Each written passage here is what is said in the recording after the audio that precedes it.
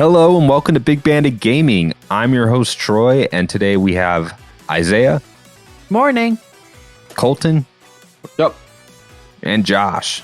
Ahoy. All right. So we just...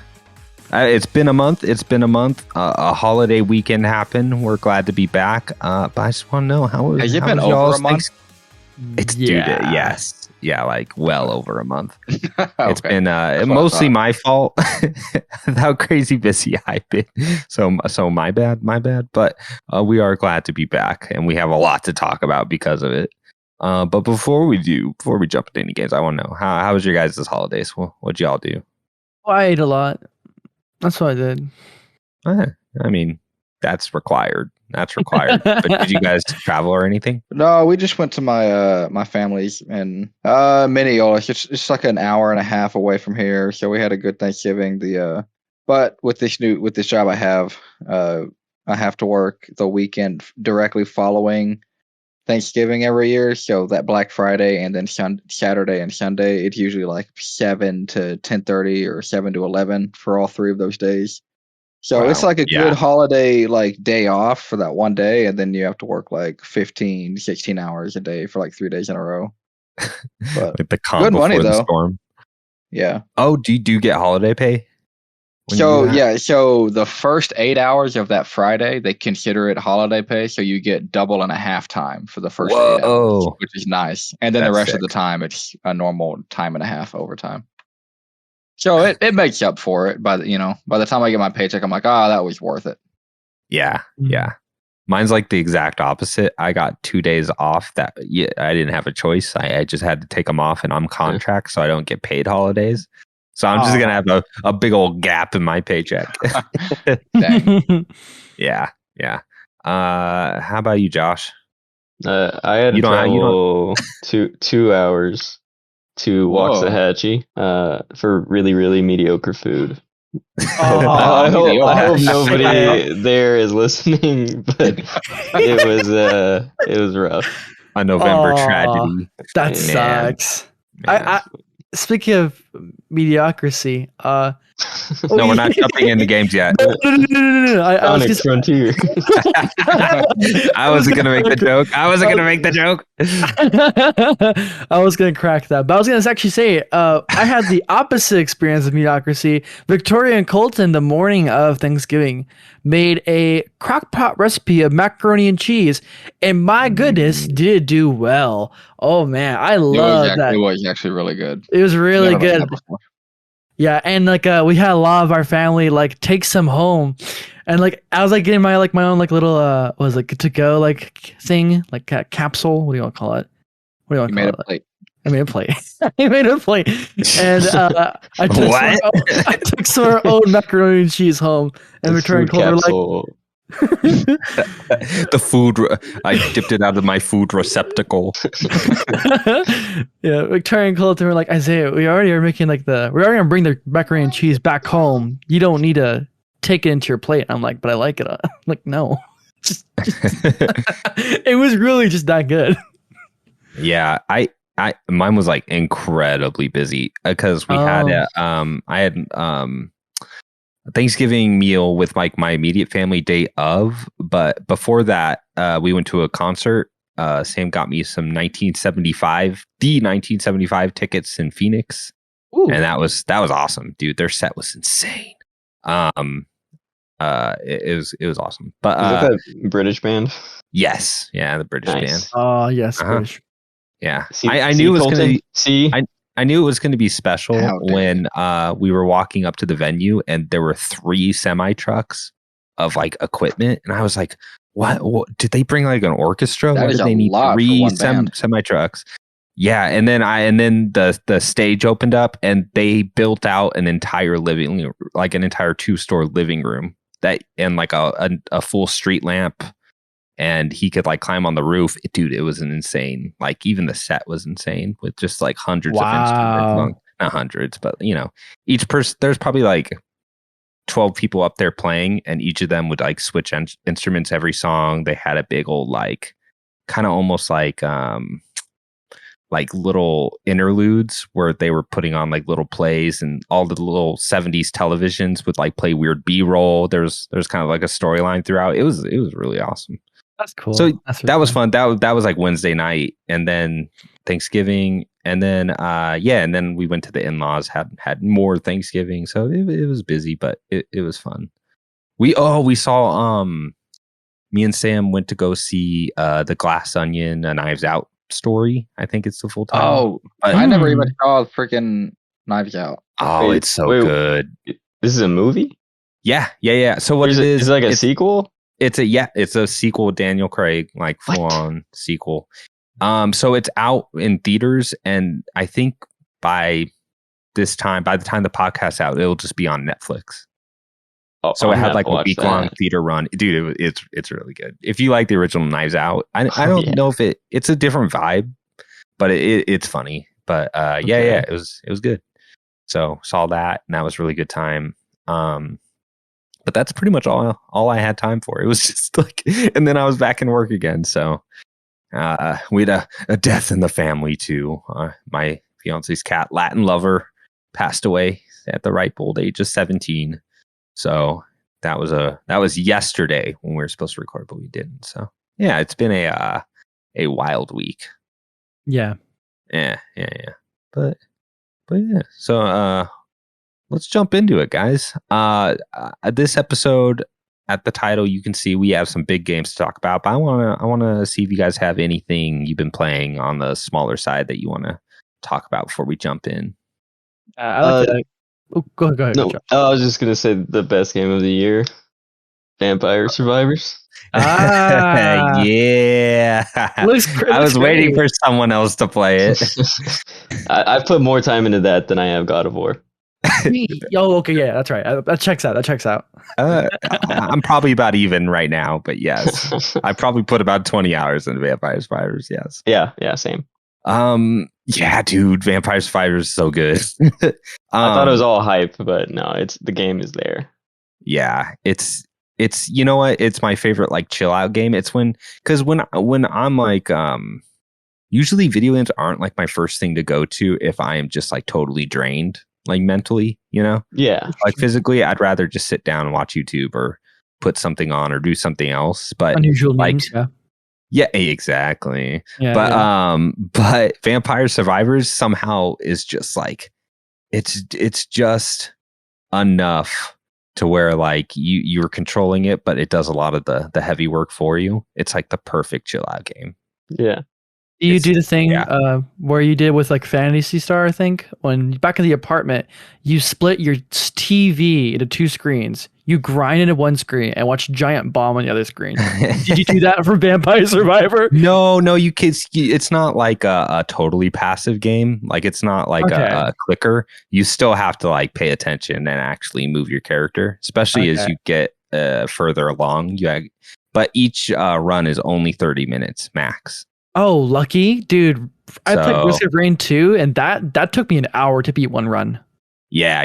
That helps too. So you know, like okay, like I can get in a run of Vampire Survivors. Like I know for sure just one run's going to be 30 minutes. But that's the problem with Vampire Survivors.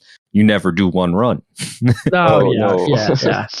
You're just like you get a new unlock or a new character or a new level, and you're just like, oh man, I'm going to do that instead of whatever I was planning to do after this one run.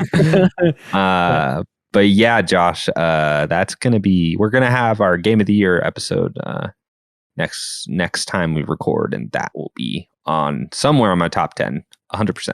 Next time on Dragon Ball Z. It's an awesome game. It lives up to the hype for sure. And it's only $5 on Steam and free on Game Pass. So, are you serious? Very cool. Yeah. Cool. Yeah. I'm just waiting for it to come to Switch.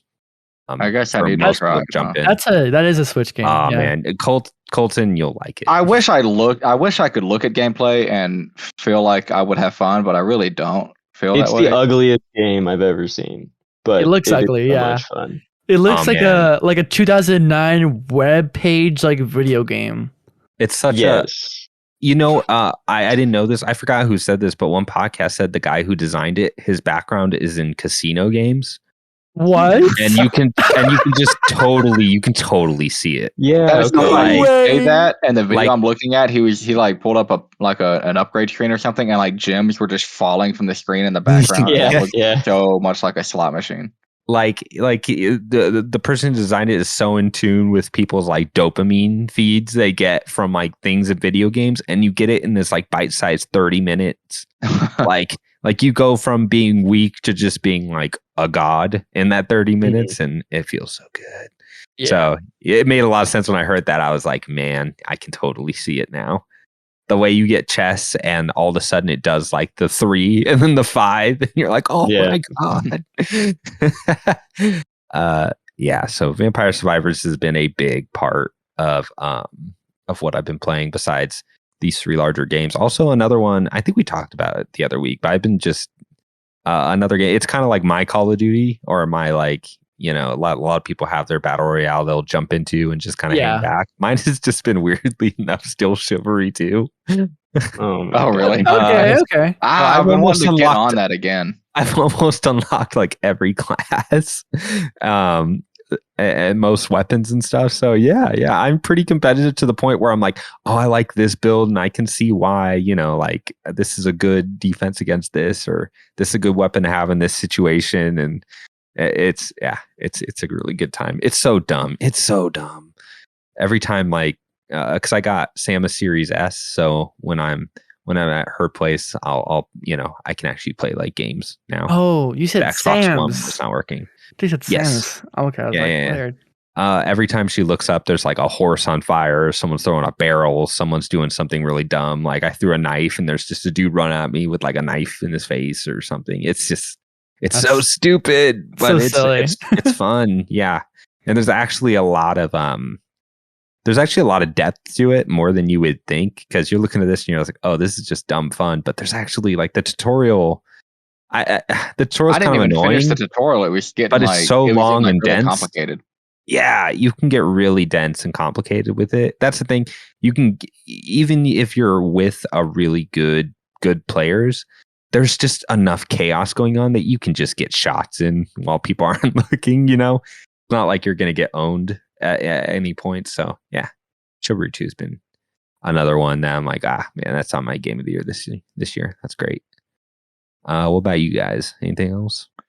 I know I've been working on God of War. I wanted to have it finished by the time we recorded this, and with the holidays and with work picking up a little bit, it was a little difficult. But I did end up finishing it Sunday night because mainly because I thought we were gonna record on Monday. So I was like, I want to at least be able to say that I finished it. So I did that.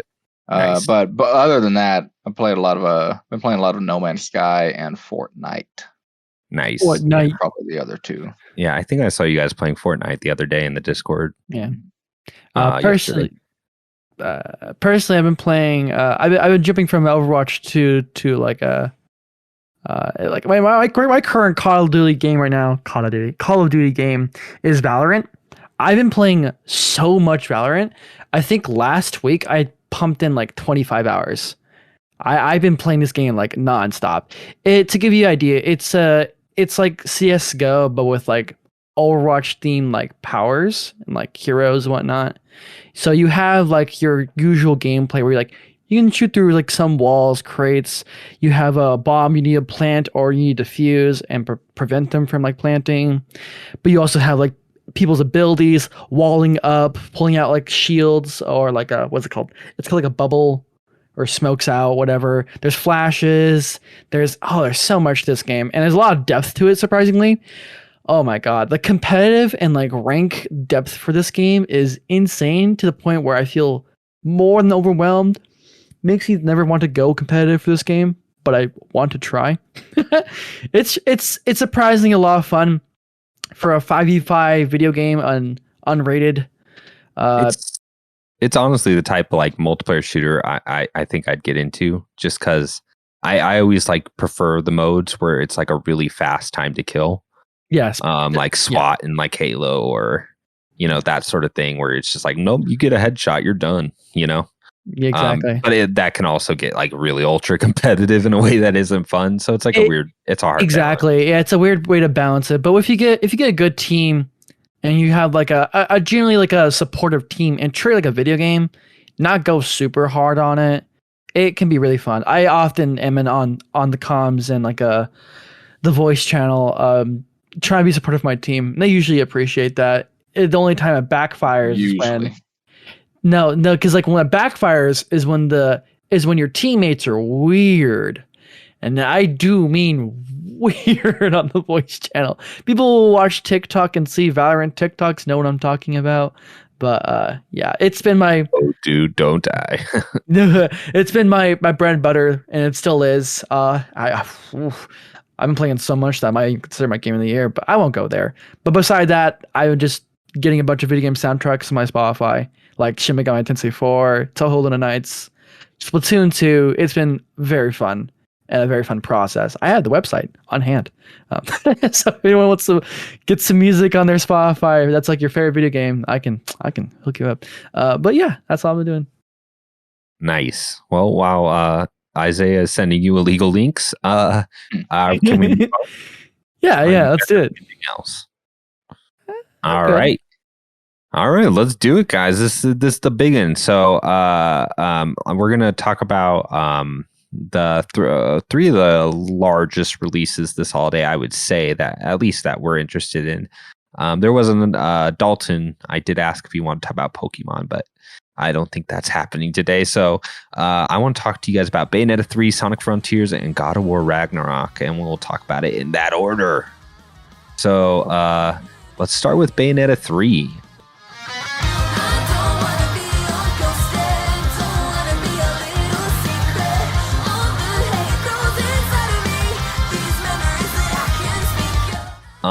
Okay. The thing is, it's been so long since we record, and that game is just like a fever dream. In a lot of ways. So I'm like, I gotta like reorientate myself. But let's start with you, Josh. So I'll give you like an underhand pitch. So just for like context, I said it before on this podcast, but like Bayonetta 2 is one of my top 5 favorite games of all time. Yep. And I wouldn't even see Bayonetta 1 is that. Bayonetta 1 is a game I enjoyed and just kind of moved on from, but I enjoyed how weird and like surreal it was, but the way Bayonetta 2 just feels, like the way they redesigned like the engine and the combat, it's just like the perfect character action game. Bayonetta 3 is a very different game. Yes. It's Bayonetta 3 is kind of its very own beast. So Josh, I know this is your first Bayonetta game. Yeah. I remember messaging you and being like, this would be a weird I did experience. Myself such a disservice playing this one before the other two. I don't know if I'm going to play the other two now because no. Bayonetta 2 is it's worth it. I had so much fun with this game for the first maybe 3 hours. And then it just was like, what are they doing? What is this game supposed to be? I thought the character action was going to get like just crazier and crazier, and that's not really what happened. It was just visually messier and messier as the game went on. And then there were so many side tangents of like nothing happening. Like the stupid 2D like side scrolling levels where you play as Jean. Yeah. Get that out of the game. Just it doesn't need to be there. It's not fun. So for context, 2D section, just to like give Mario Odyssey 2D section. Oh yeah, no. We'll cover it. We'll cover it. So for context, the reason I think Bayonetta 2, and I've always said this, is like the perfect video game. It's paced, like the way it's paced is perfect. Like the exploration, the combat, the kind of like visual, the set piece like moments are like put in exactly the right point, and the bosses are kind of given like the grandeur they deserve, kind of like a Souls game where you're kind of building up to a boss fight and there's this big like moment of it's going down, you know? And Bayonetta 3 is just it's kind of it's like spectacle over substance, whereas Bayonetta 2 was like substance with like spectacle like peppered in like the perfect way. And I mean, and like Josh said, so the opening scene, the Bayonetta is known for just like wild opening like cinematics.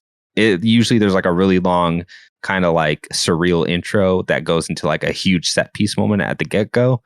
Even with like 1, it tried to do that, and especially 2 has like an awesome intro. And I would say the same thing with 3. Like 3 opens up so strongly.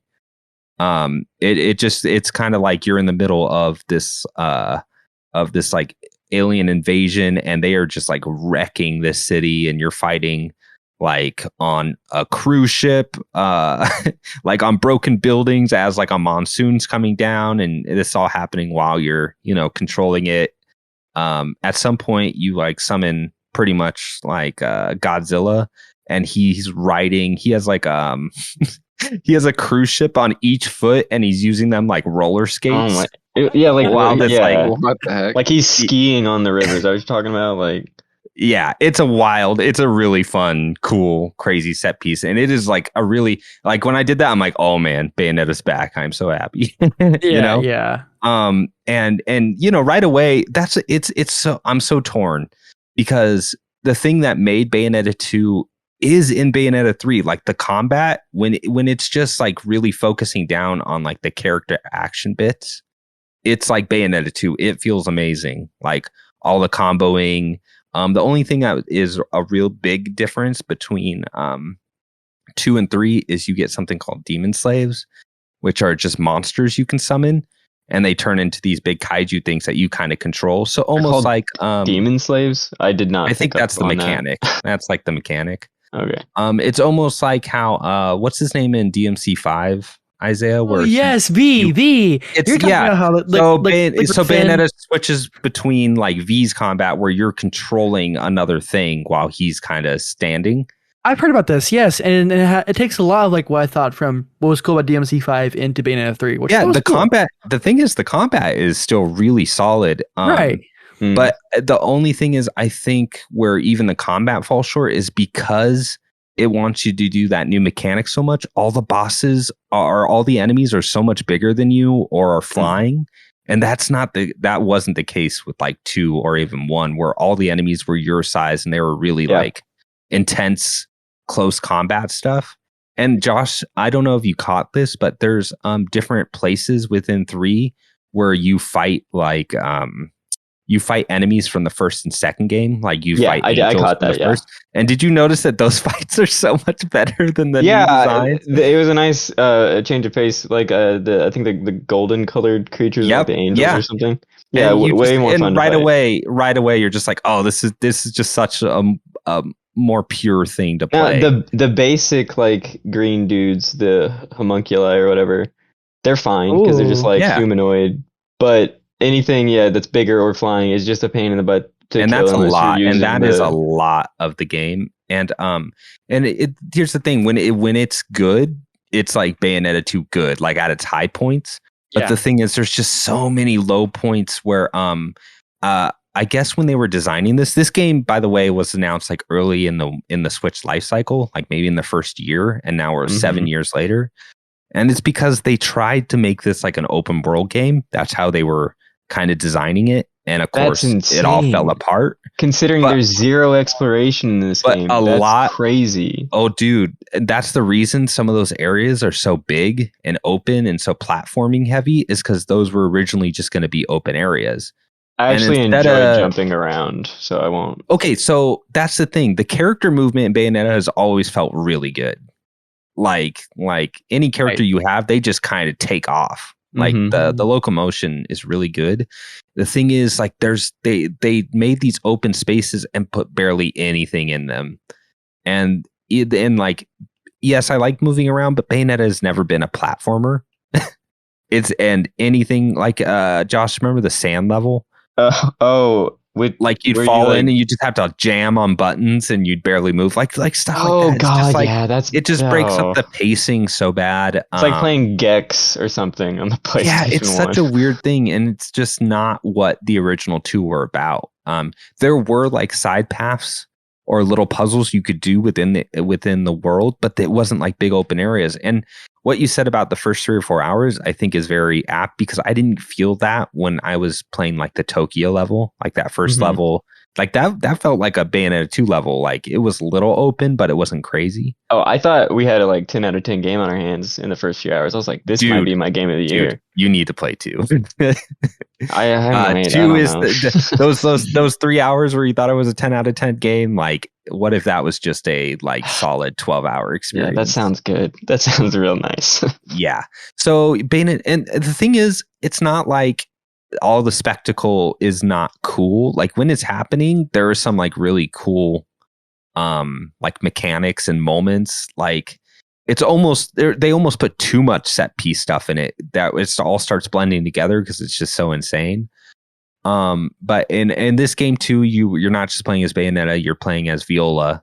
Okay, that's not a spoiler, right? No. Okay. And mechanically it's very different from Bayonetta because it's very parry based. Did you enjoy playing as Viola? Not as much. I didn't at all. I wanted to just throw the game in the garbage every time her levels came up. I thought her parry window was like very unforgiving, and the homunculus were really hard to read in a way that I didn't think the enemies from 1 or 2 were. And with Bayonetta, her witch time ability, her dodging ability is very there's like a very big window, and it feels really good. It still feels really good to just lay into an enemy when you've hit that dodge perfectly.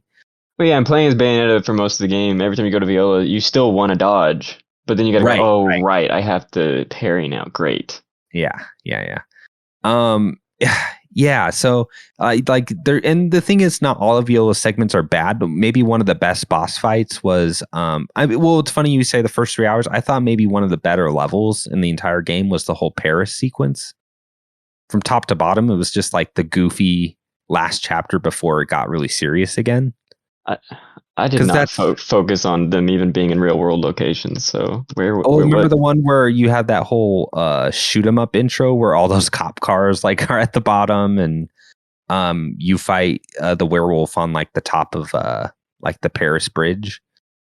Like that was like the last moment you play as Viola. You sound insane, but that's like not the craziest thing that happens in the game. I know. I'm just saying I like that whole section near the end. Yeah. Dude, okay. I know. Well, I mean, it's so hard, this game, because I guess that was one of the better areas. It ends with that like ridiculous music. What do you call it? Rhythm game at the end. Oh, that was one of my favorite parts.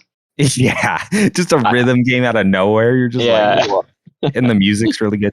Like there's still okay. So why I'm really torn is Bayonetta has always had a really cool style, like the way everything is visually and the way everything's kind of surreal and weird. Like I like that, and 3 still has a lot of that. Like the music's awesome. The characters are like just kind of like confusing, but in a good way. You're like, I have no idea what's going through anyone's head. I mean, it just reminds me of every Sega game I've ever played. Yeah. It's cool. But yeah, I think the open design really hurts the pacing, and that's what made 2 so good. Is I think it's like the perfectly paced game, and it just the moment to moment on the battles aren't just don't hit the highs that 2 has, and 2 all the bosses were like big moments, whereas in 3 I feel like you're doing some crazy boss like almost every hour. Maybe like every 30 minutes, and they're just not interesting. Yeah, they're visually it might be a more fun game to watch visually than it is to play. Like if you were just looking at it, you'd be like, I don't know what's going on, but that looks insane. And awesome. And maybe about 50% of the time it's true. And the thing is, this probably still, I think I still liked it a little more than Josh. It's just I'm comparing it to Bayonetta 2, which is a hard comparison for it to live up to, and I knew that. And you literally treat like it's the second coming of Christ. So I can't blame you. At its best, it's like one of my favorite games of all time, but it has lows that the first 2 never had, and it's just way too. It's like really long. in a way the other two weren't. It's kind of my problem with like Uncharted 4. It was still a pretty short game. It's still a pretty short game, dude, but those other games are like tight, like 9 to 12 hours. You know, this one I think I need like 15 or 20. It is long for what it was. Can we talk about the fact that they had these like challenge levels that were reminiscent of like God of War, or I guess Devil May Cry had challenge levels as well? Yeah, okay. They did. I'm glad you said this. The secret missions. They're terrible. They're all okay. So in 2, I think these started in 2. They give you these little like combat challenges where you warp into another room, and if you do them, you get like a heart piece. Yes. Or like magic. Like other games have done this, but in 2, I feel like all of them were just like, hey, like build up a combo or don't get hit or do this. And in 3, all of them are so impossible and annoying, and every time you die it like takes forever to load you back into it, and they're just not well designed. They're weird. And I think it was, and 2, there's maybe the last 3 were just I gave up on, because I'm like, oh man, this is just like really hard to pull off and do. And in 3, all of them feel really cheap. So yeah, they're cheap, but they're like not easy. Like the one, I guess there's a few that are easy, but yeah, they're not. None of them are fun. They're just like, do this very specific thing the exact way we want you to, and it's always really strange. Like one of them, I felt like I had to like glitch the game out to even like stay afloat, because you're like trying to avoid hitting the floor. And it was I hated it, and it's kind of a weird problem, because there is the bones of like a 10 out of 10 game in here. Like imagine, Josh, if they gave you like, they throw so many weapons and like new summons at you, sometimes like 2 per level, that you don't ever get a chance to like get to learn different weapons. Oh, just like, I didn't change my weapons from the starting weapons very often. Like I would constantly switch back to just the guns with the butterfly. Yeah. I think after the Paris level, that was my new ranged weapon, was the like the crazy hats and stuff. It was like a jester. Oh, the magic. The magician. The magician costume was rad. That was my second favorite. Yeah. That thing was rad. And then also the summon that comes with that, where you just summon like a huge tower. Yeah. It's just that thing is pretty cool. Yeah. Like I said, there are punches stuff. I think the longer we talked, like me and Josh would talk, we'd be like, "Oh man, that was cool!" Like that was cool. But it's just so bogged down. I wouldn't recommend anyone play it, honestly. I would recommend people play 2, and if you like 2, then I think you'll still like 3. Then play 1. Yeah, even 1 would feel a little slow in comparison today. So if anything, Josh, I would suggest you go. Well, the problem with this game is like too fast for its own good sometimes, where it's like everything's just so big and flashy on the screen. I'm like, I don't know what is happening. Yeah. But the combos never feel like I'm the reason why I'm succeeding. Yeah. Like whenever I get like the platinum medal, I'm like, I felt like I did terribly. Like, I don't know how I got a platinum.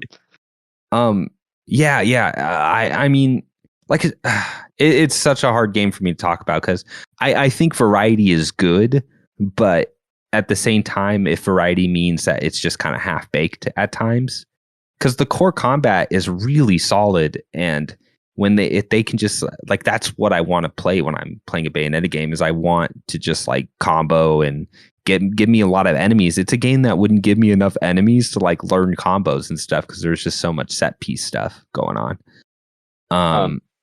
The last thing I wanted to briefly mention was I've heard a lot of people talk about how the story is like basically non-existent, and I wholeheartedly agree. But I feel like a lot of people choose to ignore that and say, well, it's still like the gameplay's fun and everything. But I feel like it was to this game's detriment that the story was terrible. Like I feel there was nothing really pulling me through, except for like maybe something interesting with the gameplay will happen, and it just doesn't.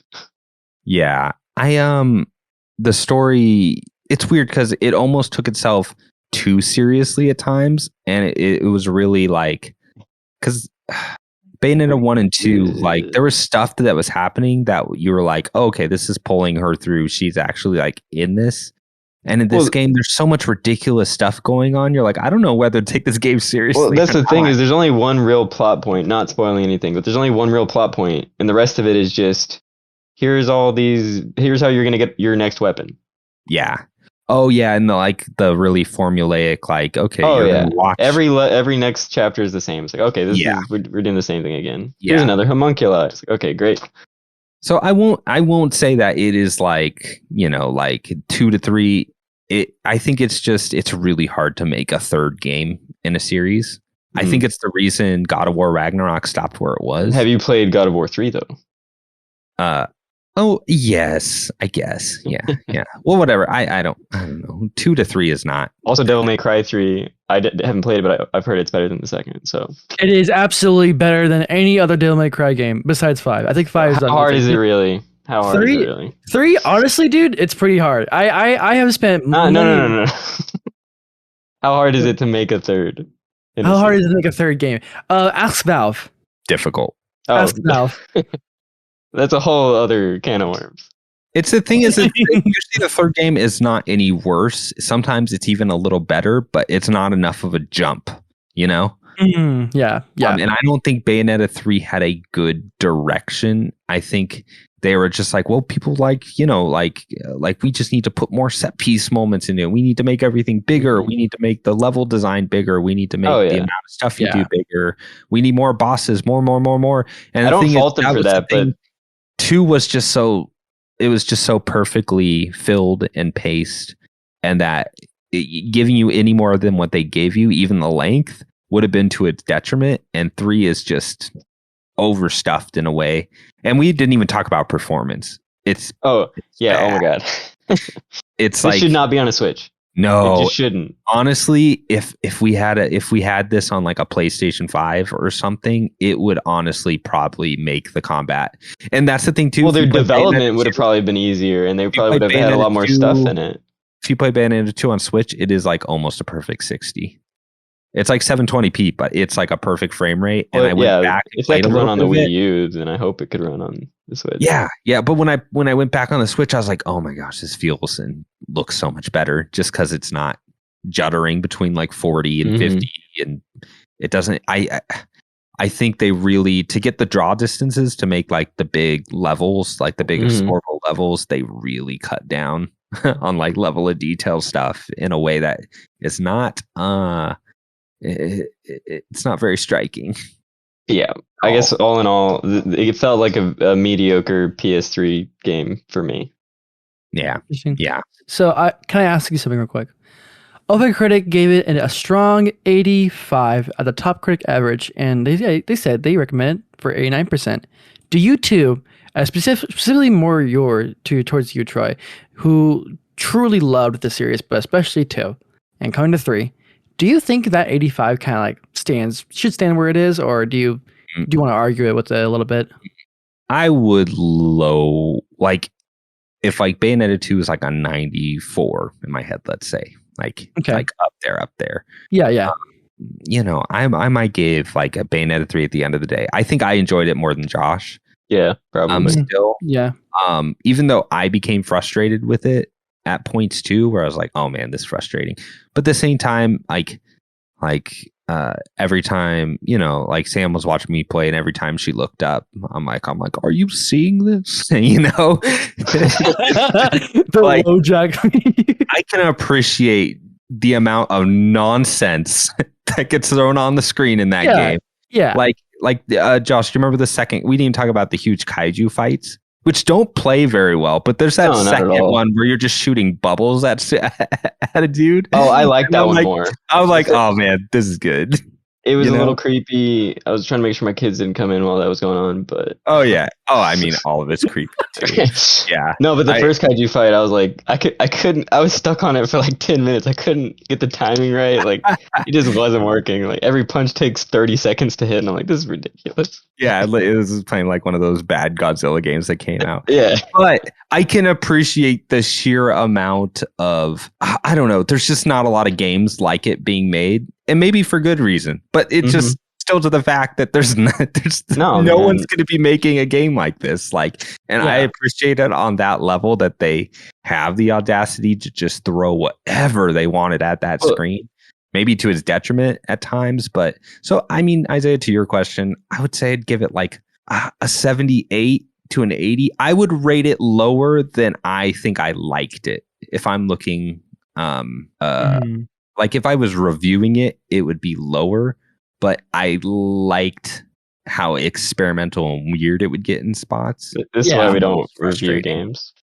Yeah, it's very difficult. It's very difficult because sometimes you have two sides to you. Yeah. It's like the more critical like thinking style, and then there's like, well, let's talk about my experience. Like, what do I think? Like for my tastes, for my experience alone. Did I like it more? Yeah, and that's how I felt. What's the next game we're talking about? What I'm going to say is, if you're on the fence about Bayonetta, like just I mean, if you're just going to play one, play two. It's like one of the most perfect video games ever made. And Josh, that 10 out of 10 is there. It's just not in this game. Well, I see that the user score is a 7.3, and I would be around like a 6. Oh, see, if a game scored that low for me, I wouldn't even finished it. What? It's still like better than mediocre, right? Like, I guess. People are but yeah, like I don't know. I liked it, Izayah. It's still going to be on my top 10 this year. But it's not good. It didn't like surpass 2 or even get close to it, but I appreciated it for what it is. And there are some really cool moments and weapons and like summons, and there's just like a weird audacity to that game that you just don't see out of Japan. So yeah, it is a wholly Japanese game for sure. Like Josh was saying, he's like, man, yeah, Sega game. Yes, got it. That's right. That's was it Shenmue? Yeah, sure. Yeah, it's like uncanny in a weird way, but you can't quite put your finger on why.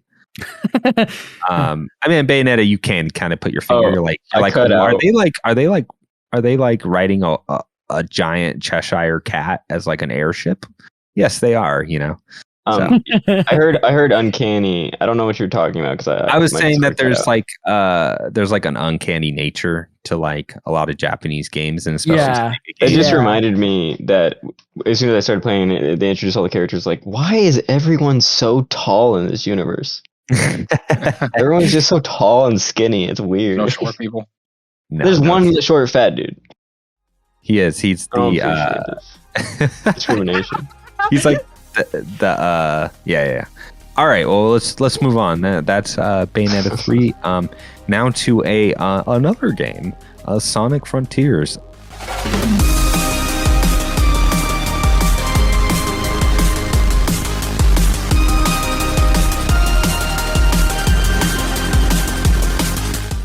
Izayah, I give you the floor. So for a long time, I've been, of course, a Sonic fan my entire life, and I still am to this day. Coming into this game, I had a lot of hope and genuine like I saw something for this game.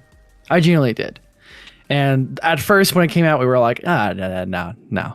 I still held on to hope, but everyone else was like, no, this is stupid. This looks dumb. This isn't like this is. It looks like they hired this guy to work for them to create the open world and its weird jankiness nature. Now, while we still have most of that for this game, I think Sonic Frontiers, the way it came out the oven, still is a pretty great game for a Sonic game. But for a video game, it's just good. It's just good. And that Metacritic rating of a 72 fits the bill. For me, though, I genuinely loved my experience with it. It gave me what I've always wanted for a Sonic game. Actual characterization, not just 2D, snarky, asshole, like dumb writing for Sonic the Hedgehog, but also like for the characters themselves. Everyone has some sort of three-dimensional like nature to them, and everyone has their own struggles. And Ian Flynn wrote the script for this game. He was given the plot points, the characters, and basically like how do you put it? Like he was given boundaries to work by. But he was still able to write the script for this game. And if you don't know that name, he's the guy who writes the comics for Archie, old Archie Sonic comics, and current IDW Sonic comics, which are known wildly as very good. And I'm a fan. And that stays true with this game. This writing is so good. I genuinely liked the writing in this game. But in terms of like actual gameplay with its new open zone take on Sonic the Hedgehog, which we've actually seen before, Mario Odyssey and Mario Bowser Fury, was it Bowser's Fury? Yeah. And also, what from what I've heard actually is Solar Ash has that same kind of design. I also like to argue Hand Time has that, but I think a lot of older platformers had an open zone design. Yeah, they kind of coined the term, which is weird. Is what I call them. Yeah, Banjo-Kazooie, 100%, dude. Yeah, exactly. So like, it's not the first rodeo, but it's another rodeo, and it's another rodeo. I think the open zone design, as its core mechanic, works. I think the idea works. In execution, I disagree with some of the choices. The first con that comes to my head with this game is cohesion and level design across most of the islands. The first island, when I came onto Sonic Frontiers, was honestly, I think in my opinion, the perfect island. Places where you find that are interesting, like the big tower, that floating pyramid, these like artifacts and like sculpture and like these like bosses. These places were tight and like close together and close enough to where you didn't feel like they were too far. And it felt right. And the platform between each of these like landmarks felt right. Like they felt like that fits.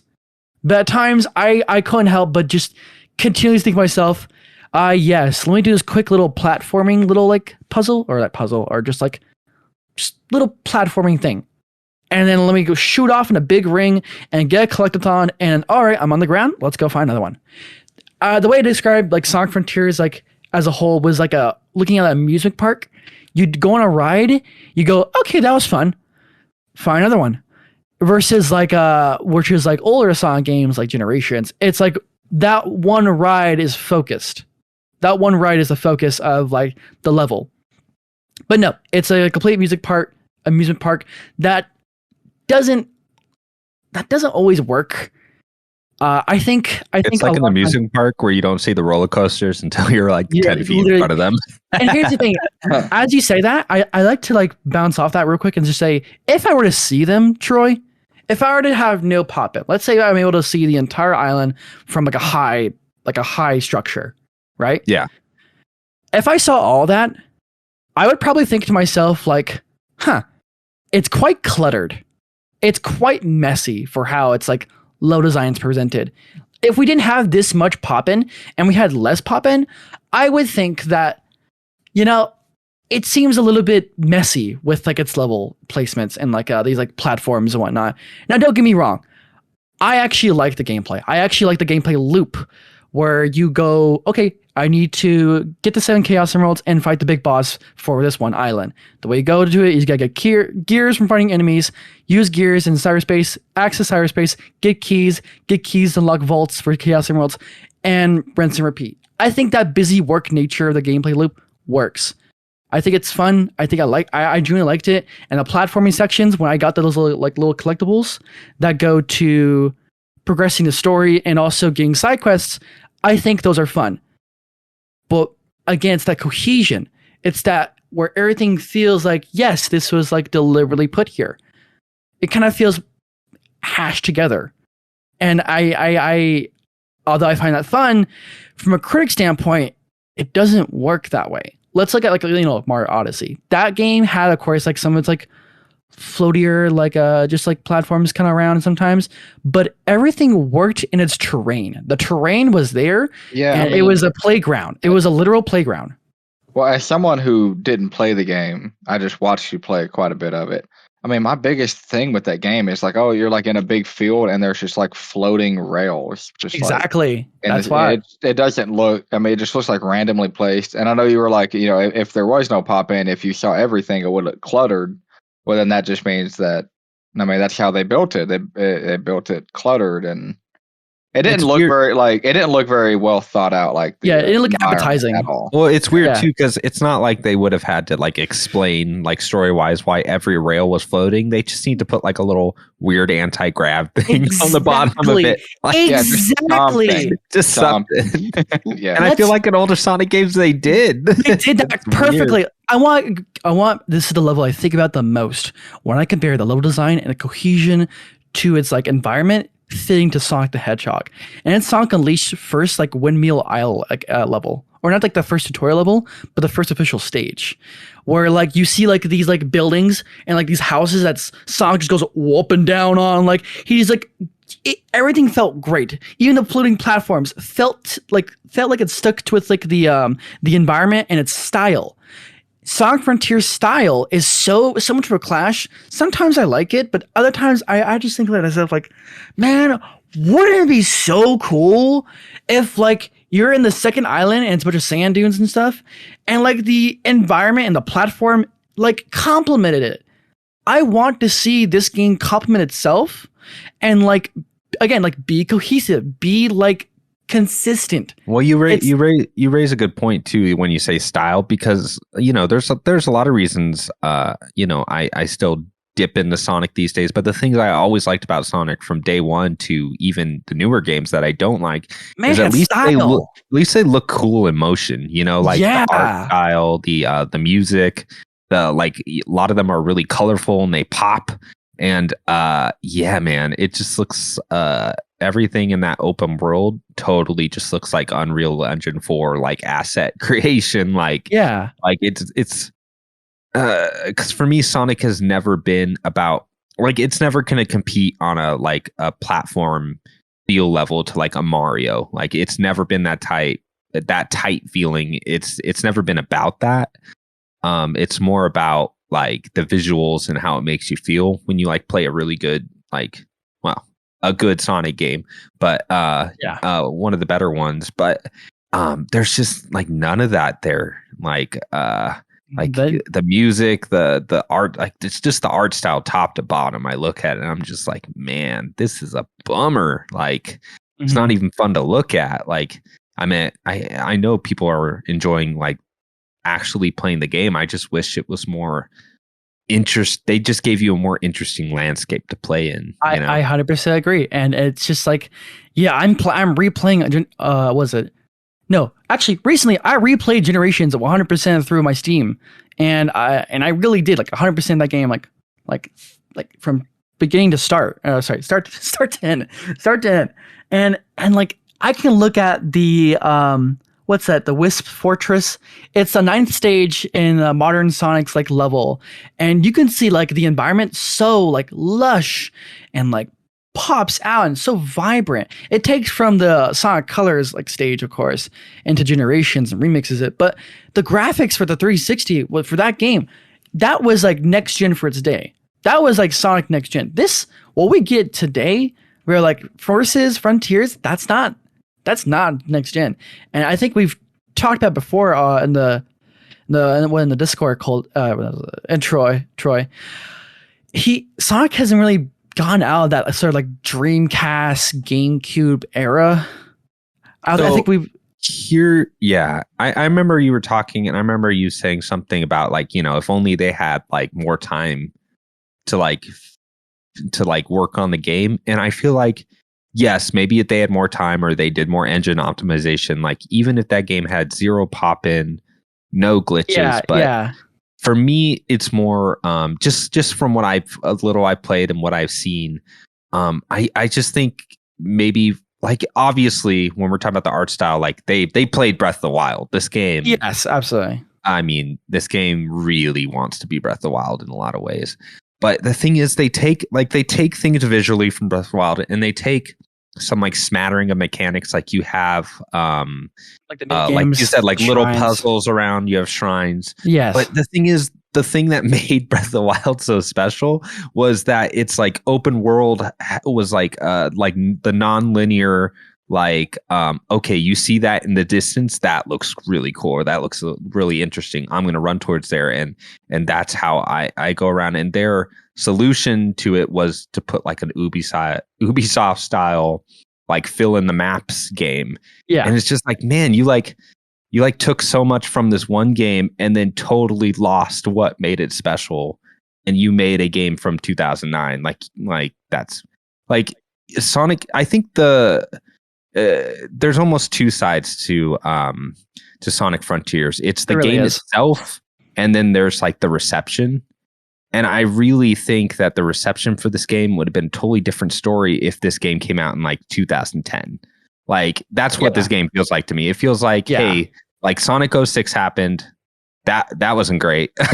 And then this is how they came back and we're like, you know what? We sat down, we see what these other open world games are doing, like Assassin's Creed. Even if this game came out like 2011, you know, by that point we were really getting into that like that open world fill in the map style game. And if this game came out like right there, I think it would be a totally different story. You'd be like, man, do you remember that game when that came out? I got everything. 100%. That was cool. That was crazy. It's almost a game like you said, that's at a time, not even Dreamcast level. I would say this would fit in right in with that like 2009, 2011 era of games. It's like 2 generations. It's weird. It came in and feeling like it was 2 generations old. But that doesn't necessarily make it a bad game. It just makes it uninspired. And it makes me worried that I think this game's going to sell well. I think it's already selling better than most Sonic games, you know? Yeah, it already But it has. makes me worried that Sonic Team this is the future of our game. It's an open world Ubisoft style, you know, game. Isn't that great? Yeah, and you're like, I'm like, no, like, you know, if this is your art style and this is the type of game you want to make, then I'm still not in. And I know there's a lot of people that are, and they love that. I mean, I'm not even saying like being an Ubisoft open world style game is like automatically like makes it a bad game. A lot of people, but like still like that style of game, but it's kind of uninspiring. Yeah, exactly. Absolutely. Yeah, but so I don't know. It just took everything out that I like about Sonic and put something I am kind of tired of and have been tired of for like a decade, game design wise. And I think running around Sonic feels really good. But I think I would get about 2 or 3 hours in, and once I'm over the novelty of running around as Sonic, you still have to play the game. And at that point, you know, I'm just like, I'll see what they bring to the table next time around. But that's just my kind of take on it. I think there's a great quote from one of my favorite content creators that he made a great point to how Sonic Frontiers and like its take on Breath of the Wild sort of. He said that Sonic Team seems to struggle with like reaching like that finish line for like Sonic's game design and reaching like the open zone like peak design where other games have already like reached that already. Like we've already seen what it looks like again, like Mario Odyssey, like phenomenal to a lot of people, to majority of people who play that game. But Frontiers is still like that. We're not quite there yet. And once again, we're looking at like a first step for Sonic. Another first step that even fans themselves that I have talked to and like seen and talk about have always like spoken about, like it's kind of tiring. However, I've been talking about a lot of my gripes with this game, but I still genuinely loved my experience. I mentioned the story, I mentioned the characterization, I mentioned the writing. What I mean by that is that cutscenes with these characters can be so like alive at times. I often think back to the second island when Sonic meets rescues like Knuckles from his chamber, and because like all his friends are kind of like locked up in this like digital space, and when you unlock them like through like just getting a few tokens, memory tokens, what they're called, you get to see their interactions, and watching these characters like be characters and be fun. Be like these like like silly but also like fun characters. It was a lot of joy to like seeing something that I as a Sonic fan have always wanted to see. And because I've already seen the comics, it's already done in IDW. It's great. But I don't get to see that in the games. In Forces, I like to bring up something real quick too, like the third island, and which is like one of my favorite plot points in the game. It contextualizes previous like poor stories in Sonic the Hedgehog, especially Forces. I don't know if you ever played Forces, Troy, but that game was just, of course, as you know, a dumpster fire. But especially with its story, man, it had the unfortunate chance of releasing like, I don't know, within like a few months of Mania. Yes, it is just poor timing all around for that. So sad, yeah. If you remember back in Adventure, when you played Adventure, Troy, do you remember how Tails' arc was all about being independent? Yeah. And how I don't know if you ever picked up on this, but that whole thing was just kind of lost to time. and like to future games of Sonic. Well, in Forces, they kind of continue that trend, but in Frontiers, they contextualize all that and have Tails literally have like a whole arc where he's like, Sonic, am I actually kind of like a burden to you, man? And he was like, whoa, wait, what? Like they have these moments together that I've seen people like and dislike, but majority like these like these moments right here where they look back in the past of these characters and they talk about it, specifically with Tails and being like a coward, being super reliant on Sonic and just being in shadow. It's weird. I know it sounds weird, but like deep. It's I know it's so dumb. It's so stupid and like on like the whiteboard. But looking at it as a fan, as a Sonic fan of this entire series, it genuinely tugged my heartstrings to see these characters be like talk about that and like talk about the past and like make callbacks to it. Not just referencing it, but like genuinely calling it out. And at the end of the game, they make it a whole thing where it's like, we're all going to go our separate way and do what we want to do as like these characters. And the last time you ever got that was an adventure. And that's genuinely fun. That's what I loved about Adventure. Each story was like its own thing. Everyone had their own story and everyone had their own role. It wasn't just tied to Sonic's identity. And I kind of got that back here in Frontiers. Hell, even the Coco, there's specific Coco that I actually, that's like the Koroks in this game. And they're actually attached to the characters themselves. Each one actually has its own like connection to these characters. Like the apprentice to Tails, which is, the apprentice, the one in the shadow of like, the headmaster, which is like, of course, like Sonic, being the teacher, being the bigger brother.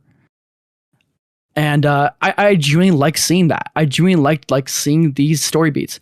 And with the gameplay itself, we've talked about it again. And I think a lot of what you're saying, Izayah, I think you're like super genuine and passionate about it. And I think that's cool. And I think it gives you more of an enjoyment of the game than you would otherwise get. Because to me, at this point, like Sonic is an aesthetic. Yes. It's 100%. He's like that, like Genesis aesthetic, even going into like the Dreamcast era, like I like Sonic as like an aesthetic. I like the music. I like the visuals. Yeah, like the art. I don't know if like the characters I'll ever get that into it, in that way. It doesn't mean there's not enough there. I mean, in most Sonic games, there isn't enough there. You're probably getting more of that out of the comics and stuff like that. But exactly, yeah. But I just think that really colors, I don't know, the reception versus my opinion versus, your takeaways from the game. Because, my takeaways in the game is just like, man, like from top to bottom, really uninspired, that's what I walk away with. And then it's just like, man, and I can't even like musically or visually appreciate what's going on here and stuff. And, and I think there is another level of appreciation you're talking about. And you're not, obviously, there's a huge community behind it. So you're not alone. I wouldn't say like I'm in the minority. I'm probably just a certain age. No, I get it. With Sonic that, that it's just not, it's not what I grew up with, but just because it's not the Sonic I grew up with, that's not why I'm ragging on Frontiers. It's not like, well, it's not my Sonic, or it's not, it's not a Genesis game. It's not Mania. That's not the reason I'm so hard on it. A lot of the reason I have the opinions that we've had over Discord and stuff is just because it's just like from a core, this like from a game level, like looking this as like a playable video game, it's just like, I don't see it, like you could put another character and another story, another set of characters, another story, and none of it be Sonic. Like literally you could just swap out the characters and that would not be a Sonic game, the enemies, like it's, but I do see, I think like you said, you're the writer that came in, makes this game palatable to like the Sonic community. Yeah. And I think it's kind of hard for the community to separate that aspect to the game, which is the thing that's getting more criticized, Yeah. It's not like reviewers and people coming in are just like, man, I can't believe they made Sonic say that. No, of course not. I don't think they care too much about that. But if you're an avid fan, I feel like you would have a better appreciation for it. It's just a different. It's a different story. It's a different story of like depending on like what kind of like player you are for this kind of. Like, and even at that point, you have to franchise. get past like the voice acting and stuff, which I don't think is all that like amazing. It's not. It's not all that amazing. It's fine. It's fine. Yeah, it gets the job done and stuff. But yeah, I can kind of see it from your perspective a little more than I did originally. You know, because it's just like, because to me, I'm just like, man, how can you get so into something so mediocre? You know what I mean? As modern Sonic. No, I get it. It's hard. I 100% it's just agree. hard to see when, you know, when there's like, but I like I said, I don't have the same appreciation for like the character and stories and all that stuff. Like, so I don't think I'll ever have that same passion or anything for it. But I mean, you know, but then something like Mania comes around and that speaks to exactly what I look for Sonic. I'm just like, it looks amazing. It sounds amazing. It plays amazing. Plays amazing. Yeah, exactly. And it's less about Sonic. Like Sonic plays how Sonic plays. It's all about its level design. Yes, and Mania it's physics. A better game than any of those Genesis games. Like Mania makes almost going back to those Genesis games like a non-issue. In a weird way, because it's just so much more well designed. But cool. Any last words before we take a break? Yeah, I just want to just say like I have a lot of negatives with this game. I genuinely liked it. All like the gameplay, the combat sometimes difficulty sucks now, but I could appreciate a lot what this game did, and I think for being a Sonic game that we haven't gotten in 5 years. The wait wasn't worth it, but I'm willing to wait again for that sequel and see where it goes. But if it's going to be this again, I'm not going to be happy. But of course, that's a very strong possibility if this is just what we get again. I mean, it's kind of like we didn't talk about Pokemon Scarlet and Violet, but like that game is selling faster. It might be like one of the fastest selling games of all time. And that thing is a buggy, broken mess, but right. I know you're trying to get Dalton on, but I can tell you, I've heard him say, "Oh, I love this game," or sorry, he said, "I would love this game if this thing wasn't like a buggy, glitchy mess." Yeah, that's pretty much all he had to say. And you know that's crazy because Dalton's always the one getting on my case for complaining about performance and like resolution and frame rate. So the minute I saw him say, I didn't realize how bad it was until I saw him say something. I'm like, oh my god, this thing must be like like busted. So yeah, but that I just think I think Sonic Frontiers is going to sell incredibly well. So I don't see 2 deviating too far from what happened with the first one. Yeah. Which is good for the people that liked Frontiers, but man, for everyone else, I don't know. I think I just think Sonic Team's going to learn the wrong lessons from the sales in the same way Pokemon, the Game Freak has, you know, if they sell 5-6 million overnight. I'm talking about Pokemon. Their next game is going to be just as busted and I don't know, not just great looking. Maybe that's not fair because Arceus is a much better performing and looking game. So, I mean, they can do it, but yeah, I don't know. We'll see. We'll see what lessons they learn from the success because I think Sonic, from everything we've heard, Frontiers has sold really well, especially like over Black Friday. It has overwhelmingly positive reviews on Steam. It has like a great Metacritic rating score on like user, and you know what? That's the problem with user reviews, though. Yeah. Is like anyone that's willing to cash down like 60. Is it $70 or is it 60? 60. It's 60. Anyone who's putting down $60 day one on a Sonic game. I don't think anyone's got like being like this is garbage, you know. So you kind of get people being overly positive to justify purchase. This isn't just Sonic Frontiers, or you get the people that would never spend that money and just want to give it zeros for because people are positive. So it's really hard to parse that stuff. I like the game, I generally do, but I understand. There are much better games that have done what Sonic Frontiers has tried to do that you should absolutely go play. And if you like Sonic, play. Listen, if you're a Sonic fan, play this game. I genuinely mean it. Play this game, make your own opinion, go on about it. But if you look at this game and you're like, I haven't really been much of a Sonic fan. I've seen like Sonic fans who are like not having been playing the games at all recently. that have liked this game a lot. And those have hated it. It's a very divisive game, but make your own call with it. I personally liked it. Oh, but one last thing. Hey, Troy, you know the shrines in this game? Yes. Cyberspace. The physics suck. I hate the physics. I don't know why people like these. I've already seen that the mod community on PC has been hard at work fixing it. It's so stupid. The little design's there though. The music's there for me too, but still, it's just God. I don't know why some people like this physics. I think the best Sonic has been modern Sonic is when you have a straight path and you're able to see like, you know, crazy things fly by and good music. And the minute they give you that 2D side angle thing and want you to do platforming, you really feel like, oh, this feels bad. You know, they've never gotten Sonic's like movement down. It's weird. Even in Generations, I would feel that too. Yeah, it's kind of wild, but maybe one day though. Maybe one day. All right, guys, let's take a quick break, and we will be back with God of War Ragnarok. Woo!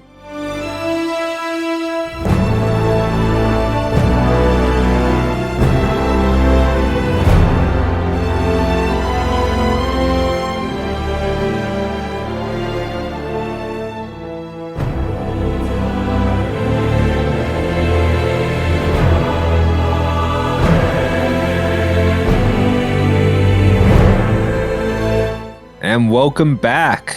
All right, we're on to the big one in my book, and that is God of War Ragnarok. The good game. The good game. Yeah, see, the good game. We're learning. So as far as I know, Izayah, you're holding off? Oh, I'm gonna start it tomorrow. I have. Oh, okay. Yeah. And you played through the original? Of course. I got all collectibles and just went with it. I loved it. Every minute. Gotcha. Okay, well, it sounds like most of us have played it then already. But Colton, you said before the podcast you finished it. I did finish Sunday evening is when I finished it. I just in time for the podcast. This is going like way ahead of where we're talking. But if I were to tell you, so you know how you can switch weapons on the D-pad? Yes. What if I just said I can maybe not just press left or right, but maybe down, and that's where I am in the game? Oh, okay. Would that give you a good hint? Yeah. Yeah. Wow. Okay. Spoilers. I know. There's a controller in my. I am not that far yet. Would you say there's a lot of surprises, like story-wise, left for me from that point? After that, oh wait, what am I talking about? Yes, there is. Yes. Sorry. Okay. For some reason, I thought that was later in the game, but then I thought about stuff that happens after. I'm like, oh no, yeah, there's still stuff that happens that surprised me. Okay, cool. So yes, we will try to keep this as spoiler free because God of War is all about its story, that is. But thankfully, just playing God of War is enough as well. It is the complete package in my book. I agree. For context, I really enjoyed that first God of War. It was not my game of the year. It came out. I really enjoyed like the recharacterization of Kratos, and the game looked amazing. It was like super well acted, and I thought like all the Metroidvania stuff was like really rad. But it didn't turn into be like man, this is just like I kind of felt its combat was a little clunky. Like you could tell like, hey, like God of War is like a big I'm sorry, God of War. That like Dark Souls, like obviously now you don't attack with the face buttons like in all the originals. You're using the back buttons, and I felt like it was like a little heavy in a way I didn't like in that first one. And I don't know what it is. I can't decide. I think it's both. I think they really tightened the combat or like loosened it up to be a little more arcadey in a really good way in this second one, and I also think that I am playing at like triple the frame rate. Like at all times I played that original. So I think it feels really amazing to play. I gotta disagree. Really? I'm crazy. I'm confused. What difficulty level are you playing on? Just medium, normal. I know. Okay. I have a lot. There's like I play. I don't know if it would be hard, but it was the Give Me No Mercy. I think it was the one below the Give Me God of War. Oh, you guys actually did the harder one. Give Me God of War is the hardest one. That's where I started. Oh, the hardest one. I didn't do the hardest one. I did the one below it. I think it was like Give Me No Mercy. I want to beat this game, Josh. No, this is my problem. Like in a timely fashion. On anything above, I'm sorry, anything but above what is it? Balanced? What is it? Yeah. Like the medium difficulty, right? I guess it's medium. On balance at the beginning, you still like I don't think they designed the game to like the combat to get. I don't know. The intro is just not designed with the combat in mind. Like they're just like they set up the progression and the combat completely separately. In my, are you saying it's too hard or too easy in the beginning? It's way too hard. Yeah. I don't understand. Like I was dying constantly. As soon as I got no spoilers, but as soon as I got to where I was getting attacked by these weird, scaly, gremlin-like creatures. Oh, dude, those things kicked. I was like, what the heck? Like there is no way for me to take these on. So again, I was on the top difficulty, and then I started knocking it down because I was like, there is no way. Because it would take me every fight. I would on the top difficulty. It took me about like 7 or more tries on every fight to like finally get it. And then half the time I just felt like I got lucky, because it was constantly like most of the time I was killing was just I got shot by something. I was like dodging when I needed to dodge and watching my back and the arrows and stuff. But yeah. I don't know. It doesn't feel good. Like it feels clunky. Like it only feels good if you knock it down to where it's incredibly easy. Well, I don't know. I don't see it as like, oh, this is easy. There's no challenge or whatever. I kind of treat it more like a character action game where it's about like, like making cool combos and using. Well, no, it's like there's a lot of like air juggling in this. There's a lot of grappling, like all that stuff is super fun. And sorry, I'm going to talk a lot on this front part because I am I'm not far into it at all. So this is kind of what all I have to say about it. I am enjoying the game. I am enjoying the story so far, but I'm only like 6 hours in. But the combat is like my biggest point of contention because it is just as clunky as I remember the first one, and that was my least favorite part about the first game. I think the axe is an interesting concept, but I think it's just as clunky as it was in the first. Like it's like, all of these moves are weird. Like the way you input the commands just doesn't feel natural. Switching weapons is the most annoying thing to do. Like whenever I'm like, I should switch so I can like catch them on fire and then do the frost because you get like a bonus to damage or whatever. But it's so hard, like to remember. It's like, okay, wait, was it the right that switches to this one? It's like, why is there just not one button that cycles through? Like, why do I have to remember? Okay, there is a reason. Is this and right? Is that? There's a reason. Cycling should be. I don't care if there's a third weapon. Cycling should be an option, right? Like, I should be able to quick cycle. Like, think about like, there's so many other games that you have. No, like multiple weapons, and you should just be able to whip them out real quick. So you can combo with them. Like I can't combo easily with the I think you need to give weapons. it more than 6 hours because I was having trouble finding a flow too. But that's my point. The way they didn't think about the start of the game when they designed the combat. Like, but you also like hyped up the difficulty real high. I did, but I had to knock it down all the way to I'm at the difficulty under balance to get past a lot of what I had to get past because I was just getting so annoyed because I was constantly dying by like I was getting one shot by enemies even at balanced. Explain that. I don't know. I didn't have that much trouble with it in the beginning. I put it on medium because I'm not looking for it to be like, because there are still a lot of attacks that kind of hit you from behind and cheap shot you, Yes, exactly. And I don't want those to be one shot. I don't want those to be like one shot kills, but I think I died near the beginning. Those lizard guys, I think you're right. They're a little harder than the rest of the game has been. But the parry window, once you learn like the parry window, that's like the key for me is you can just parry all day. Like just all day. The window is so open. It was always the cheap shots. Like the parry is fine. Like I got used to that relatively quickly because I understand like every game's parry windows are different. And I chose the parrying shield and all that. Because if you choose the blocking shields, like cool, just sit behind it. Well, I'm not doing the blocking. Actually, my build. So I think, Josh, I think my build I have now on Kratos is so crazy and different than anything that happened in that first game. For me, they give you so many slots and so many extra abilities, and your buddies, they give you more options. It's not just press square to attack.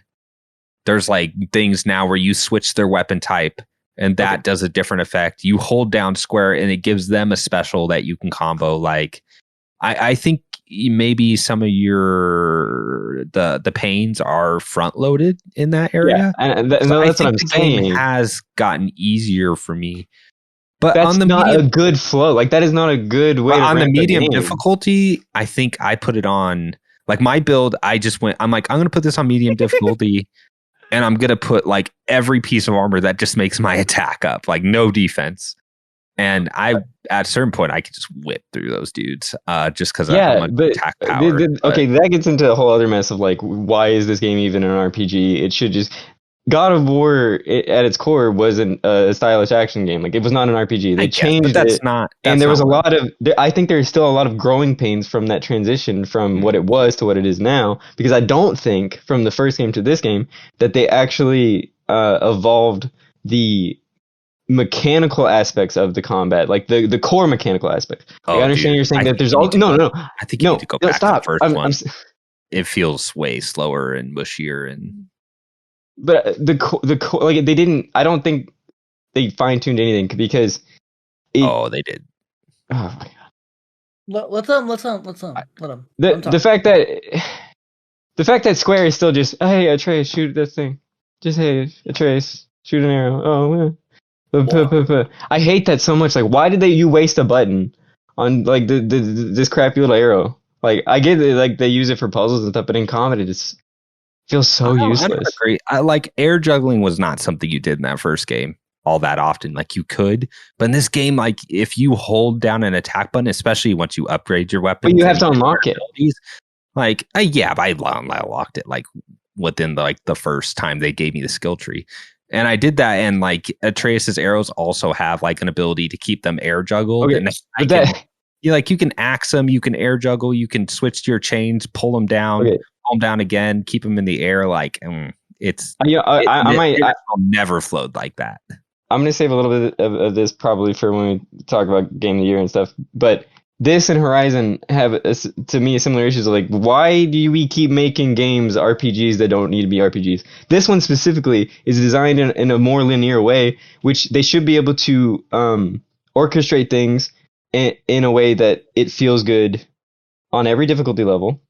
And they should know when they should introduce new mechanisms and new like combos for combat. So the fact that I have to choose to the ability that lets me like do more air juggles or whatever, be able to take these enemies down easier. The fact that I have to make that choice without knowing what I'm going to fight doesn't make any sense. I think you just need to get a little farther because they give you all the tools. The onboarding of this game is bad. If you want to start the game at a higher difficulty because you like hard games like I do, the onboarding is bad. I guess I didn't have that much trouble on medium though. That's where I'm kind of losing the fold here. It's not. I don't think it's that difficult. I had the exact opposite reaction. I think they went more away from like the Dark Souls stuff and did make the difficulty to a sense that made me feel a little more arcadey. I think for some reason I don't know why you keep comparing it to Dark Souls. Well, I mean, that's what God of War. No, I think first of all, Dark Souls did not invent that combat. I as much as I love Dark Souls, like They have a very what other games style. did you attack with R1 and R2? Okay, that doesn't matter. That's just that. Oh, these buttons are compared to this button. Like that's not the combat. Exact. No, stop. Like the game design has nothing to do with which the input is. Because like say you're playing on a mouse and keyboard, it does not matter. It does not matter. Angle, like the behind the shoulder combat. Yes, that like stuff. The roll. Like that's Dark Souls, dude. They didn't invent these things. Like they put a lot of stuff together. Okay, well, whatever. They didn't invent locking on. They didn't invent rolling. They didn't invent I have a shield and like I can parry. Like they didn't invent these things. They just put it all together into whatever. But God of War isn't that game. Like it's nowhere near that game, and that's it's proved by playing it on a higher difficulty. You realize that they did not design these enemies in a way to be taken on in a manner that you would play a Dark Souls game. You can't maneuver around the enemies in the same way you would in a Dark Souls game. You're constantly getting hit from behind. You can't see what's happening because you're the camera is too close. Like it is not a Dark Souls game. I'm not going to say you're playing it wrong, but is your biggest complaint that the difficulty isn't like I don't know. It feels cheap. Every time I would die, it just felt cheap. Like I was like, okay, like that thing one hit me. Like I would get hit by an axe, but then I get one hit by like some projectile that I had no idea there was even enemies up on this hill over here. And he's like shouting, "Hey, Kratos, watch out!" By the time he says what's gonna hit me, I'm already dead. Man, I don't know, man. I don't get exactly what you're saying. But okay, I didn't get any of that. Again, I'm trying to point out that the beginning of the game is not balanced. I can bump up the difficulty now that I've unlocked what I need to unlock, which they didn't tell me what I should unlock, right? Because they didn't actually think about, oh, we should probably orchestrate this in a way that makes it feel good and like to develop the character's abilities. Like, just pick whatever you want. Why? Why put it on the player to pick the next? I don't know. Why? But I know. I'm like simplifying your argument, but it sounds like you're saying it does the same stupid shit. It's dude, like, here's a game that shouldn't be an RPG that we've put a skill tree in, and it's like, oh wow, like so interesting. I get to choose like these 5 different things to do, but it's like which ones in this game it matters a lot. Which one's better because I have no idea what it's going to be in the next room. You do. Why are you giving me the choice? Like this is probably going to be a better attack, but I don't know that. I'm just saying that. One of your complaints is the game's too hard when I put it on hard is a weird complaint. That's not my complaint. You're oversimplifying it. Because I did not have any trouble with the intro on medium. I died twice to those lizard things, figured out how to parry, and was like, okay, good. If it took you that long to figure out how to parry, then I think you had more trouble than I did. So you're missing my point. That's the first time I died, and then I was like, oh, I should parry more. Right, again, because you... okay, you had it on medium from the get-go. Yes. Unbalanced or whatever. That's fine. I don't care. Like I'm not saying that the game needs to be hard. I'm saying that if they're gonna have a hard mode, it should be I should be able to play it. Like I should be able to use the mechanisms the way they want me to use it, but it didn't feel like I could. It didn't feel like the enemies in the intro sections were balanced around the fact that I am so limited in what I have unlocked because I haven't unlocked anything because it's the start of the game. It feels like you're like kind of like put like imagine everyone like is like lined up in a race. You're in the back. You're purposely put in the back, and you're kind of like. Why is the game easier now, further in than it was at the beginning? That doesn't make sense. Dude, that's how every single Souls game works. Like, tell me I'm wrong. You're wrong because the bosses towards the tail end of most Souls game are harder than the bosses at the beginning. It's like a bell curve. It's usually a Souls game where it's a bell curve where that first level is like brutal. Then you get like a few weapons upgrades and boom, you can beat the boss. And then the intro, and then it gets hard again at the end. Except for the fact that when you go back to and play a Dark Souls game again, the first boss is the easiest boss in the game. Yeah, because you learned it. Like yeah. I think you can. I don't think this game is like unlearnable. I can like this game's combat is not as this game's combat is not as like detailed and like but I never said it was. I said it was a lot more arcadey. You're the one that keeps comparing it to Dark Souls, though. Like that. What I'm saying is, I'm not comparing it to Dark Souls. I'm saying I thought this game feels a lot It's trying to be less Dark Souls, more arcadey, and that's what I'm saying is like the way the combos, more character action than Dark Souls is what it is. I guess to end the comparison to Dark Souls, I just don't care. That's not my point. The last thing I'm going to say is, as far as the difficulty, because I played the other God of War games, all the non-character all the character action like Dark Souls games. What are we talking about? No, the God of War games. All of those games I played on the hardest difficulty. Sure. And I didn't have this problem. Right. That's fair. So this was really a nitpick for me, but like I'm just trying to clarify. It's like it's not. I'm playing it hard. It's too hard. Like no, I'm playing it hard, and it doesn't feel like they thought about the fact that people are going to choose hard, even though it's called "Give Me God of War." It's really just give me a really hard time until I unlock the things on the skill tree that didn't exist in the original God of Wars. We just threw it in because this is what Sony does now. This sounds a lot like a long time ago, Troy, I asked you about critical mode in Kingdom Hearts, and you immediately told me like, "Hey, don't do that. That's a dumb mode, and it's just not fun." I feel like the way Josh is talking about not for your first time through, like okay, can you look at me like straight in the eyes and tell me, yeah, I could be Kingdom Hearts 1 or no, Kingdom Hearts 2, and after that, we're in critical mode. Like, do you think you can actually do that and beat the game? Because I've seen 3 and I've tried through in critical, and it's the same issue with like how Josh has. It's just like the onboarding on that first like. It's just a weird complaint when the game's not forcing you to choose that. I get that maybe the mode is unbalanced, but you're the one that press X. Well, okay, you're giving yourself more trouble with the game than. Like, is the game not going to be good unless you can play it on the hardest difficulty? Like, no, I'm not saying it's not good when I do play it on the hardest difficulty, and that's a problem. There you go. But 6 hours into this, to like a very long game, is I can tell you there's a lot of stuff you're going to unlock. But I'm saying it shouldn't have been harder. It shouldn't have been harder on the first hour than it was in the 6th hour. Like that. Like I said, that's how every Souls game works. Like that's we're not talking about a Souls game. I'm saying that's how other games work. And a Souls game doesn't have difficulty option, and is actually balanced around that difficulty that they set because they were smart and they said we're going to make this game. This game says here's 7 different difficulty options. I don't know if it's 7, like 6 or 7.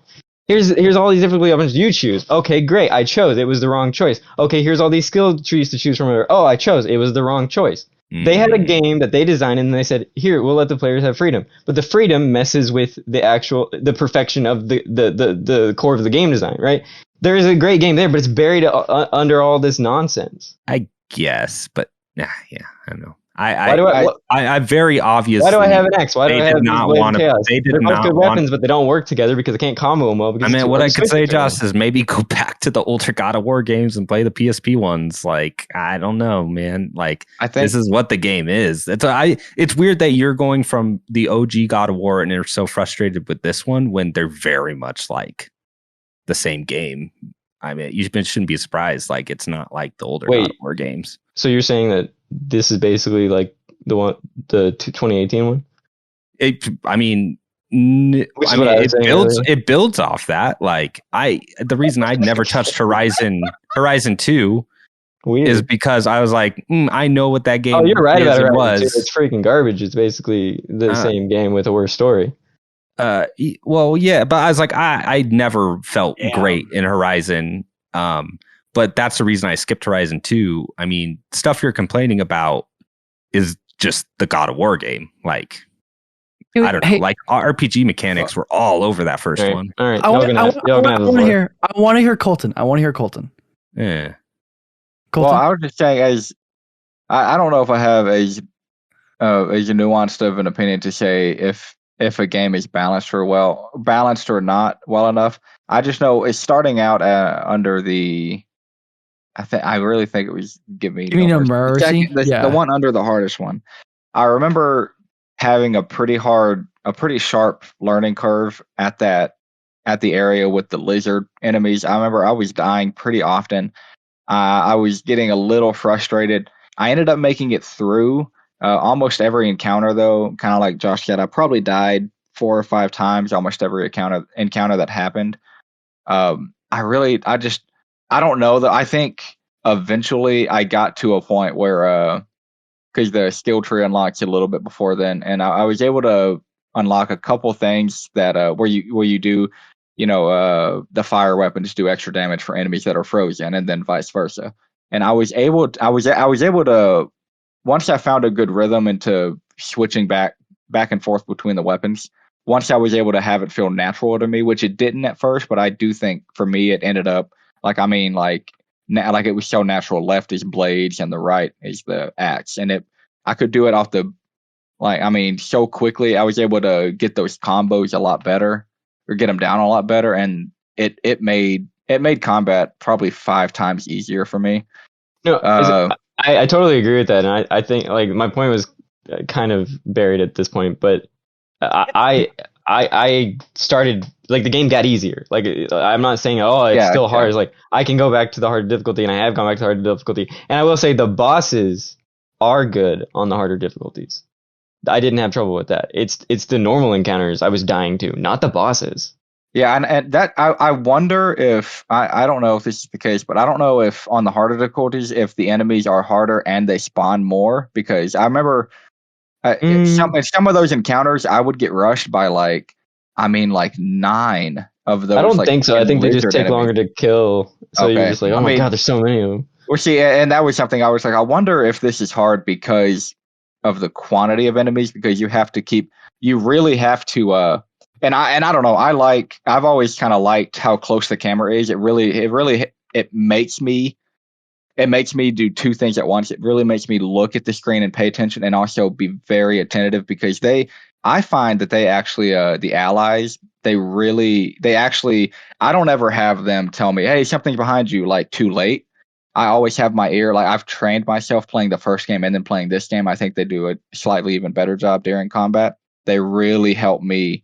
Yeah, I think if the camera was farther back, you wouldn't rely on them as much. But I think they do that specifically, so you have to actually keep an ear out. I think the arrows are more helpful, like the yellow and red thing around the reticle or whatever. I don't know if they animated those differently or made them brighter, but I was able to parse out the arrows a lot easier right away. I guess the arrow things do help, but I think later in the game, I think you're doing more runic attacks more often, and there's more flashy things on the screen. They end up getting a little bit harder to see.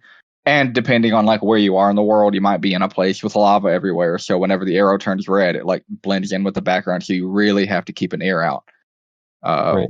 Yeah, there's a rhythm to the combat with the shout outs. You get used to it's muscle memory, it makes sense. I like the game, and I like where I'm at, and I'm enjoying it. That was my big complaint. I thought it had a bad start. I think the game and that's one thing I thought.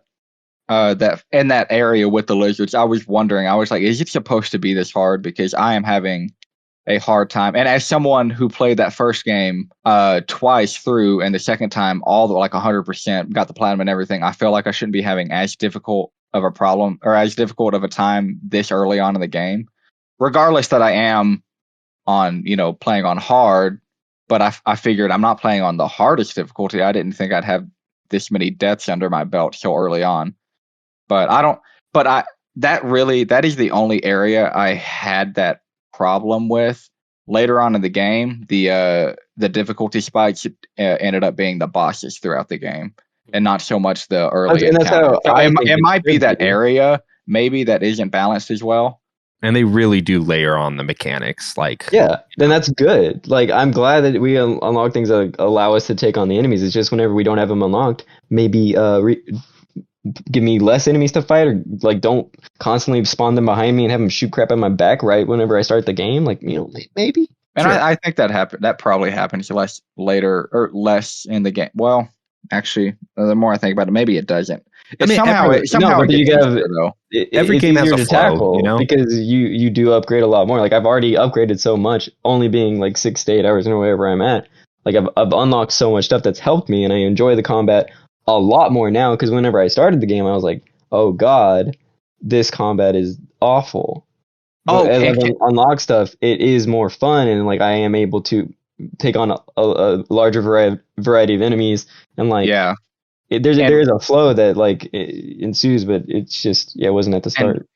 While we were talking about the skill tree, I think they did something really cool with this game they didn't do in the first one. Is they have the I don't know what they call it, but every time you unlock a move, I don't know if it's all moves, but like it is. It's every move.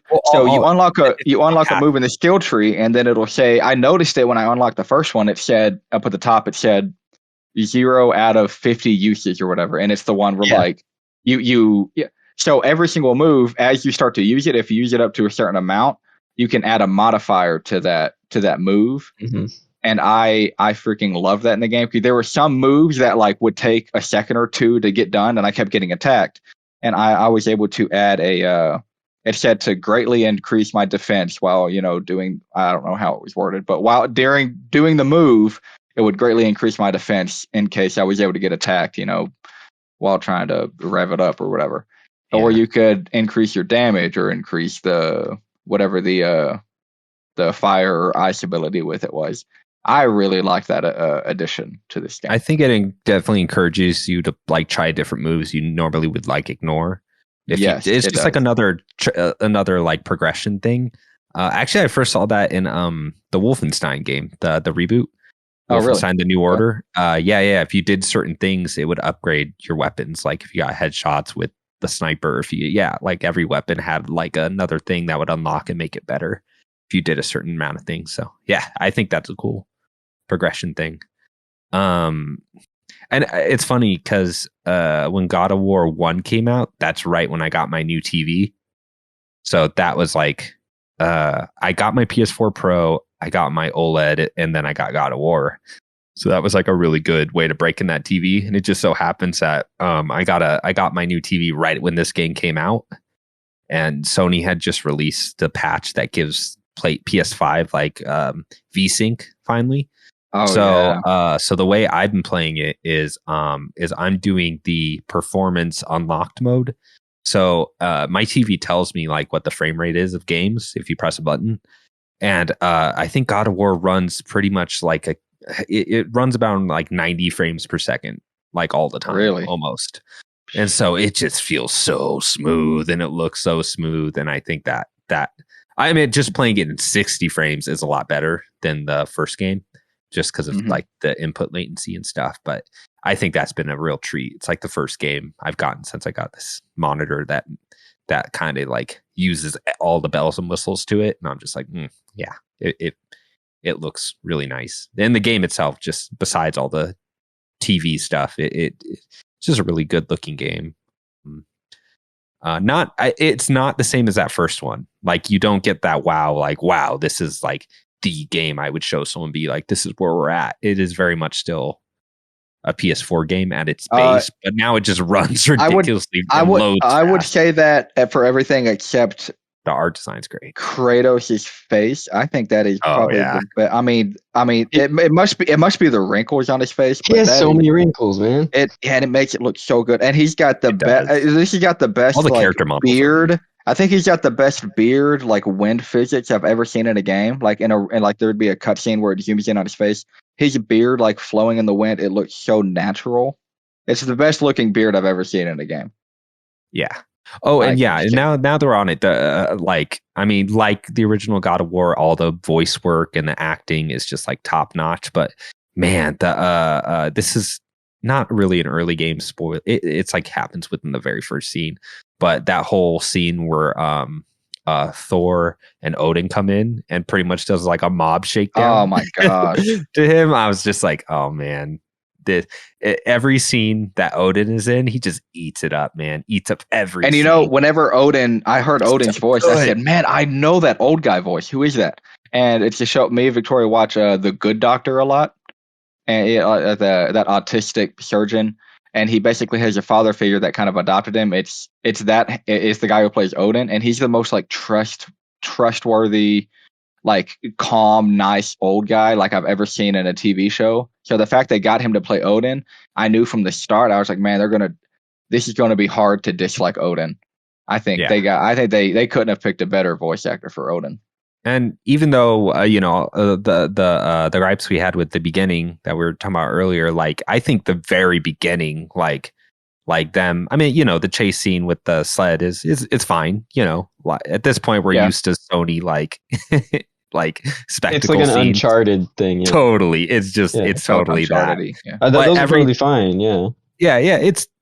totally. It's fine. But then I think that whole scene with Odin and Thor in that first fight is like, it's like that. Okay. That's what I look for in a God of War game. Is that like that scene right there?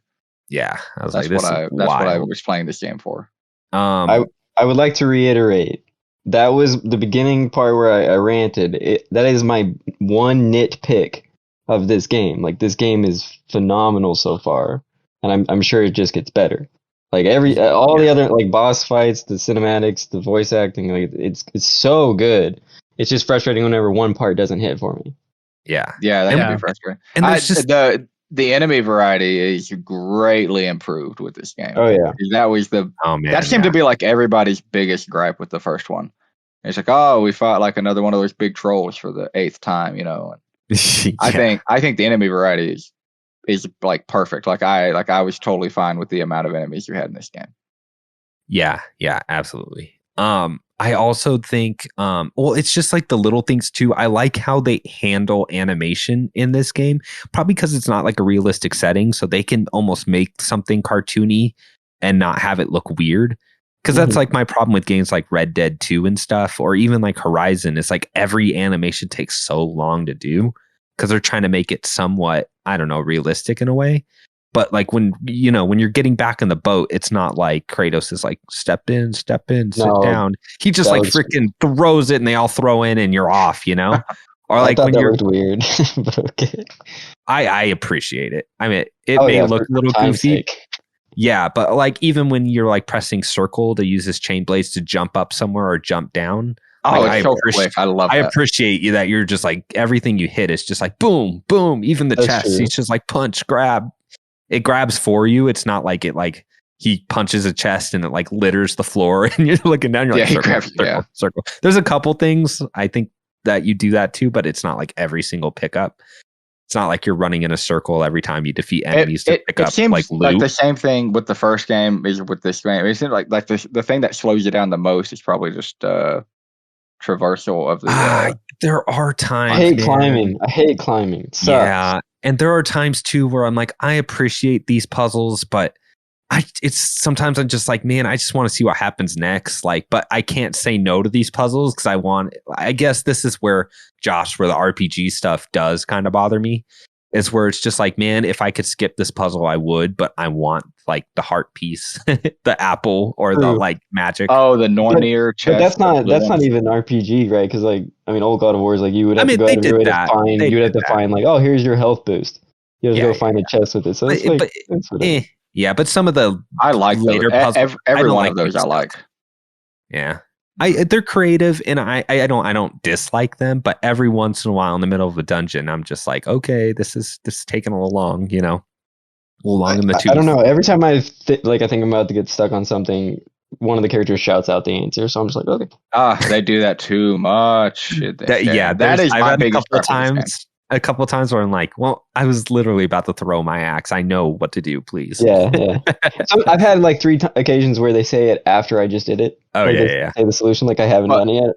Like, okay. The funny thing with that, I was on Twitter like the first like day or two after the game came out, and someone was like, hey, if you're getting annoyed with the characters, giving you the answer for these puzzles too much, go to the accessibility and there's a puzzle timer on there, and what the tweet said was like, if you turn this up to extended plus, it gives you more time before your allies will just like randomly say, oh yeah. But I was like, oh, so I went and turned it on, didn't even read it. And then like halfway through the game, I saw someone like post that on Twitter again. And then all the comments are like, actually, if you read the description, it's talking about like the delay on some puzzles. Like, oh, you need to hit this in a certain time frame. It's actually making the puzzles easier. And I'm like, oh, no wonder it didn't feel like it affected how often they just blurt out the answers. So I had to turn that back down to normal. Yeah, probably the puzzles where you have to throw your axe at the bells like in a fast pace, just like ring, ring. And here I was playing on easy mode for the puzzles, and that's really funny. But yeah, I really appreciate like the art, like I. When I say like it's not like the most impressive, like I wasn't as wowed, it's more on the technical end. It just like is a really fast running version of the first God of War in a lot of ways. because the character models were great then. But I really enjoy like the diversity of like the worlds and the art design and all that stuff. Like, man, it's just like really, really diverse and surprising. And the amount of animals in this game, cool animals you interact with, many, is fun. I like that. And they're all like really well modeled and stuff.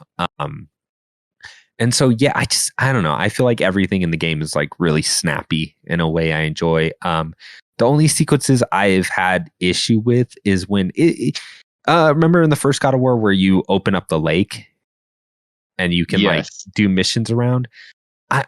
I feel like that one I liked a little bit more than these ones where you're using like the dog sleds. Because I feel like I agree. I'm spending a lot of time on those sleds, and I appreciate like all the lore pieces and all the like conversations. But I feel like what? Troy there? Troy, what the? Did you hear the sound he made? He's like, "Tut."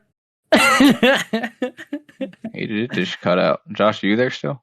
Josh, you there? I cut out for a minute, but I'm back. Oh, well, Troy cut out mid-sentence and he has not returned. His Wi-Fi may have pooped out on him. I'm curious. Maybe I can talk now. Maybe.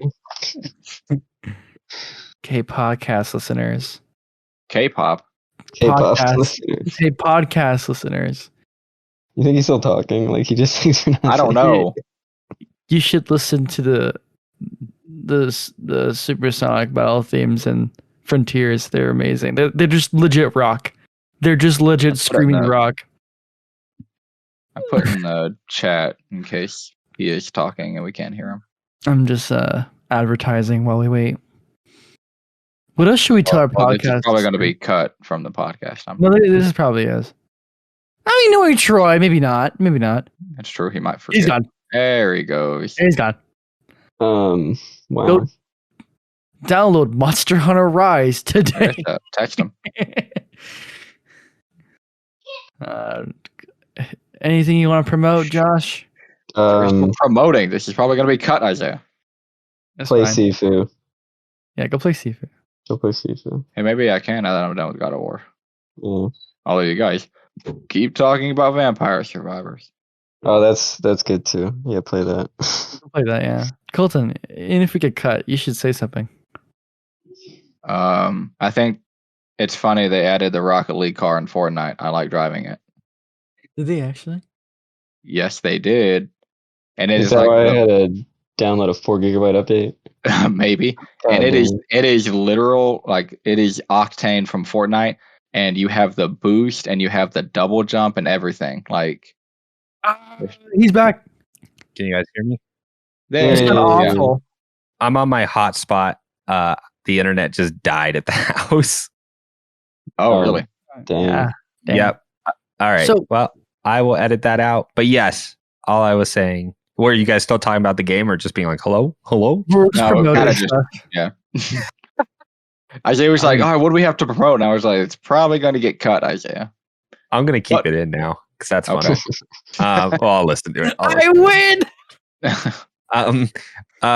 What I was going to say was, yes, some of the open world areas, it felt like busy work, even though I enjoyed like the lore the characters were giving and Kratos telling them about the older games and then being like, what? Like, oh my God. Oh, can we talk about the fact that they made PlayStation All-Stars Battle Royale canon? Yes. Oh my God. I saw the clip of that. Did you hear that?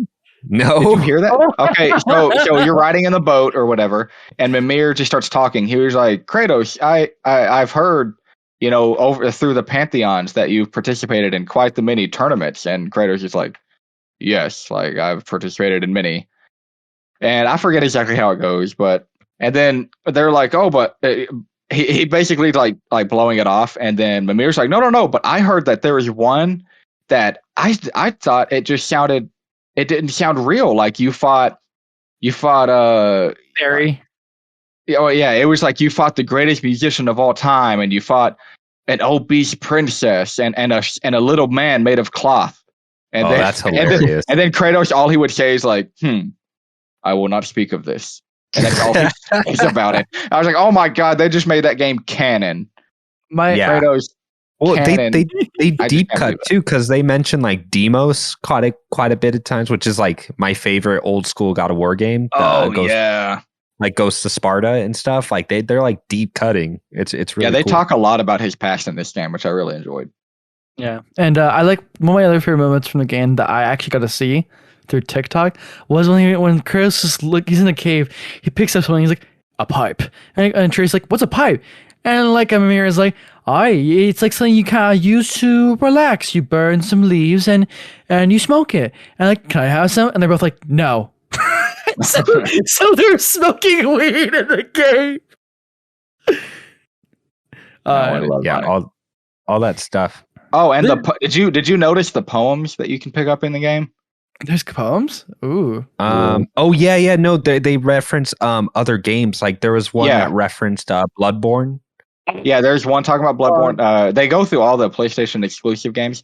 There was one that Dalton was over and he was watching me play, and we could not figure it out. At that point, we knew like, okay, it's talking about like, PlayStation games, but it was talking about like a team of 9 faces off into battle with another team of 9, and it was talking about like wooden weapons and balls of fury and stuff like that. And it was talking like how one team will end triumphant, one will leave in defeat.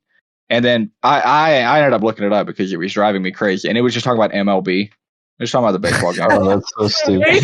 I forget. It's so dumb. Yeah, that's technically it's not a game. I love I can't remember the exact ones, but some of them I read and I'm like, oh, I get that one. That's cool. Oh, that's Ratchet and Clank. That's awesome.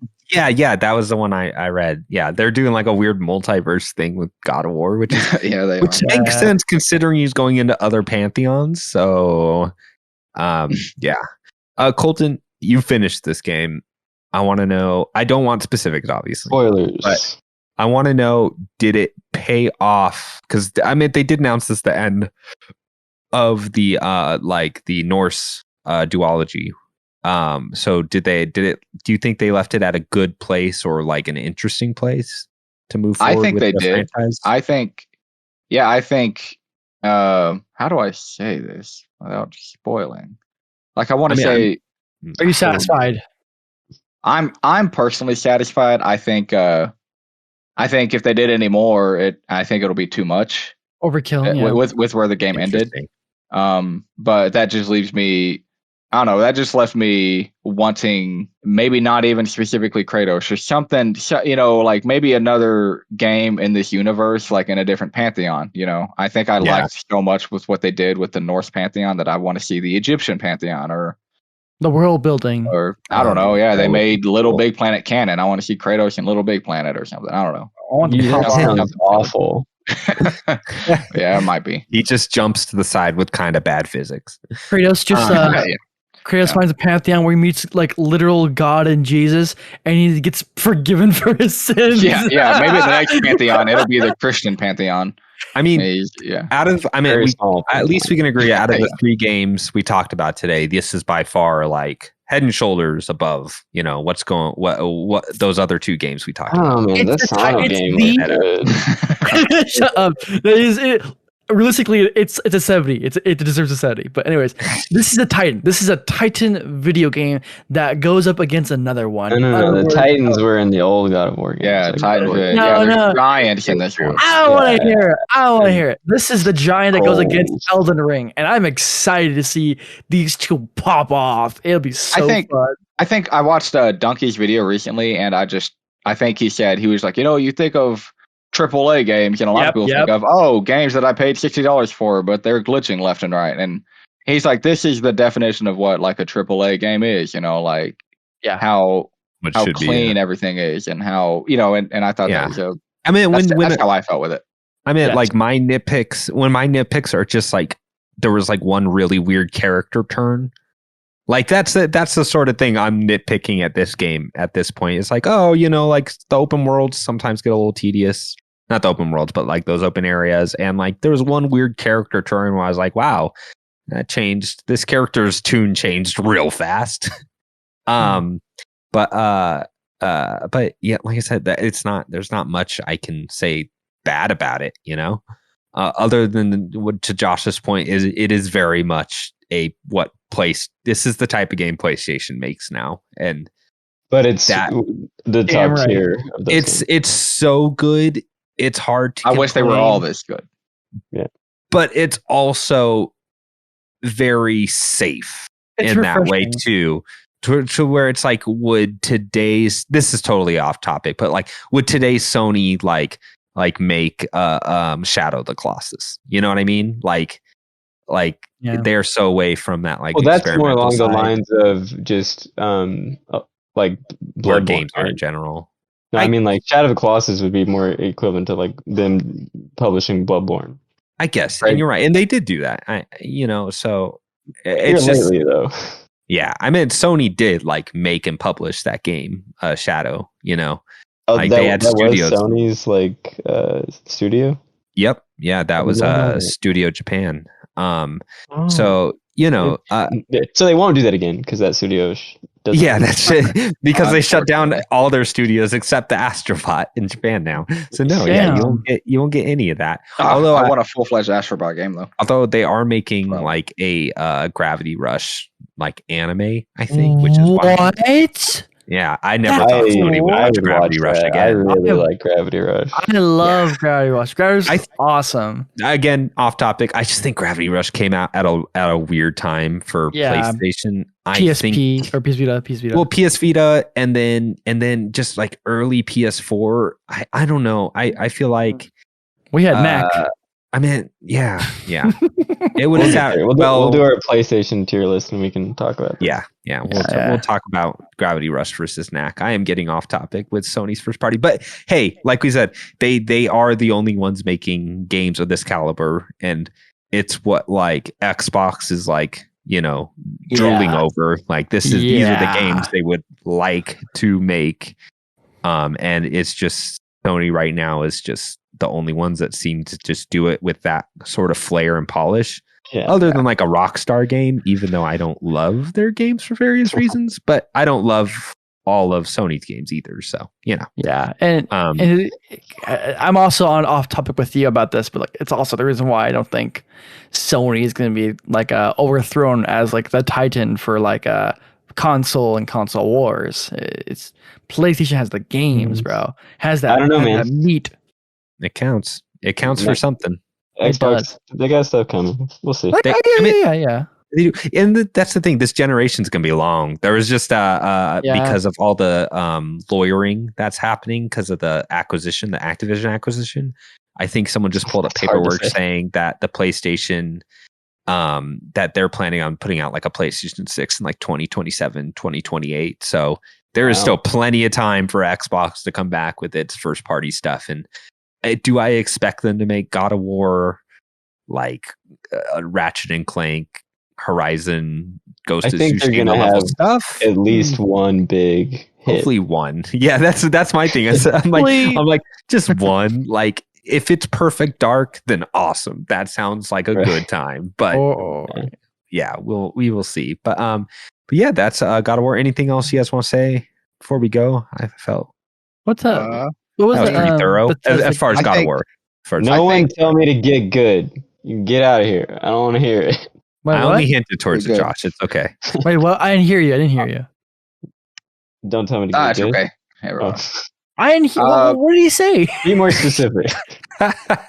What did you say? I didn't hear anything. Izayah, we need your hearing to get good. Izayah, can you hear? Well, I think we talked a lot about combat. I really think the story in the game is really the best part of the game, and I think that says something because I think I really, especially by the end of the game, I really liked the combat and I liked the puzzle solving in the game. But man, that story, I think it does some really interesting things. I don't think it's as like boring as how some games, or not even the first game. I wouldn't say the first game story was boring. I really enjoyed the first game, but you had like Baldur, and he was very clearly, like kind of like the main bad guy, and there wasn't there may have been depth with his character, but usually the depth was like through Mimir's, telling you his story and how he got there and how he became who he is, but you didn't get to see a lot of that. And I think they kind of do the opposite with this game. There's there's a bad guy or there's multiple, people you'd probably call a bad guy, but you get to, you actually get to witness a lot of their development. But like in a lot of like pretty personal ways, and I think it just really amplifies the story progression in a really nice way, I think. Yeah, I do. I think that was the strength of the first game, but it's much more of like an ensemble cast. Like there's actually more. Yeah, in the first game there was like you, Atreus, the two dwarves, Brock and Sindri, and and Mimir, and then there was like Baldur, and I guess Freya, the witch in the woods you talk. But like there's so many more characters, and they were brief. They were just like brief interactions with them. Well, yeah, they were really brief though. I feel like you had one interaction with them, and then the next interaction they both die. In this game, there's like Kratos and Atreus get to interact with so many different characters, and then at certain points, like people are in different areas, and so you're getting to see interactions that the other doesn't know is happening, and it's just so much more intricate in the way like it's all written and choreographed as far as like all the character work. So yeah, I agree with you, Colton. It's like that was the strength of the first game, and they just like that's the thing they turned to 2.0. The rest of the game is like, yeah, this is very much the sequel in a lot of ways. Yeah. But yeah, cool. All right, guys. I had fun. Any last word? I'm gonna go back to Bayonetta 3 just for 1 second. Oh my God. Go ahead. We said something. We never explained the Jean missions. Yes, there are these 2D sections, and they feel like Josh, do you know how they make games as like advertisement for a game coming out? They're like, it's a 2D side scroller that you can play in a browser, or it looks like the advertisements you'd get for like a mobile game. Totally, yeah, or like something you'd get like at a Burger King, like sure, like a 360 disc, like the Sneak King. Yeah. There's these 2D sections in Bayonetta 3 that are supposed to be like 2D, kind of like Metal Gear spy missions, but they feel like the physics are bad. Maybe the one part of them I liked is there's this one last motorcycle mission where just insane stuff starts happening, and you put like a dude that's in like what would you say that is, like a tank, a capsule. Yeah, capsule, but you attach them like a sidecar to like a motorcycle. Yeah. It's just like, this is fun. This is kind of dumb. I like the theme before it, but yeah, those are the Jean missions. They break up, the different stuff, and it's just not fully fleshed out like a lot of that game. But yeah, we didn't explain them, even though we said we were going to. All I have to say is, give me God of War.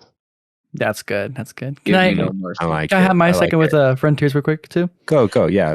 I talked about how the gameplay loop is like busy work, and the payoff is getting to the giant for the end of the island. Can I just say, those supersonic fights are so freaking cool. They're more about the spectacle and like the flash and like the fun of it. Not much for the substance, like Devil May Cry or like a Bayonetta, where it's like, oh yeah, this is hard. This is hardcore gameplay. No, this is cool and fun gameplay. I'm having a grand time. I will say I have a weak spot for like the butt rock music that plays. That's what Metal Gear Rising plays on. Yes. There's a really good butt rock song for in Bayonetta 3 for V. Oh, or not V. Viola. Thank you. Yeah, for Viola, she has a really good theme song whenever her combat plays. Yeah. So yes, a lot of butt rock happening, and it's better because Sonic used to just have the hair metal, like the 80s hair metal stuff, and I was like, which is awesome. But this is much more my speed. I appreciate it. Yeah, it's very corny. That third island, I'll say one thing. That final boss, dude, when Sonic just catches that sword, it was like Metal Gear Revengeance. I was like, you can't hear what just happened on your side, Izayah, but your mic like just died when you did that. It couldn't handle your it was I heard Satan. Yeah, it just when the highs go for this game, the highs go. When the lows get low, it gets pretty low. It's why I love this game, and it's why I consider it a genuinely like great Sonic game. But like again, go play different games if you want to play a good game. Again, like Odyssey is on the table. Usually broken and bad games are more interesting to talk about, anyways. Yeah. Those are the games. Those we'll be talking about Sonic more likely than we will God of War, because we all know it's good. We're gonna finish it and be like, yeah, that was great. Yeah, but like Sonic, we're like, this is interesting, Hedgehog. Yeah. All right, guys. So that ends our episode for today. But before we go, our next episode, which will be timely, we promise, somewhat timely. I won't make any promises, actually. We don't know who else is gonna die. Poor Latin lover. That was our cat's name. I'll put his meow right here, because it was a ridiculously loud and weird meow. But so this for you, Latin lover. This episode for you. But next episode, game of the year, gentlemen, where we will be giving our top 10 the games Titans of Clash the year. Colton hasn't played 10 games. I doubt that's true. So I am really looking forward to seeing your guys' list. All right. And you will be hearing us from that. And then after that, at the beginning of the year, we will have a fantasy. We will have our fantasy games list, and we will be picking live.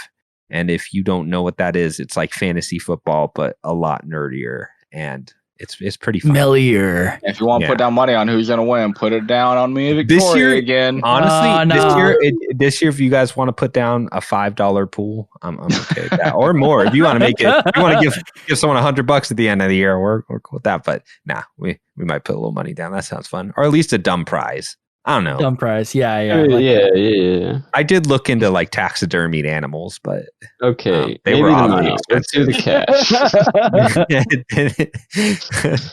cash. Yes. So, also, what's up? Don't forget about our Patreon. Oh yes. And so we are on all the social medias. I don't think we have a TikTok, but no. We have Instagram. We are on Twitter, where you can see when we are posting. Colton takes care of that for us, and we do have a Patreon because you'd be surprised how many expenses there are monthly in the editing software, plus keeping our link tree up, all that sort of thing. So anything you can give is appreciated, and you get access to our Discord.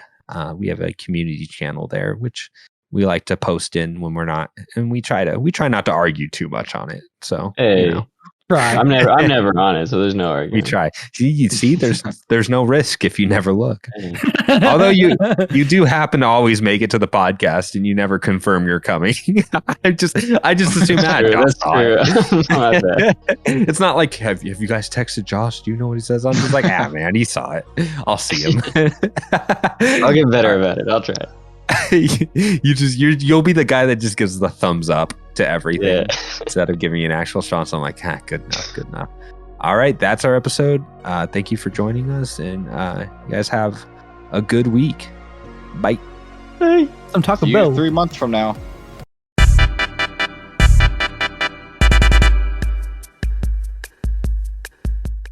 The game, I don't know.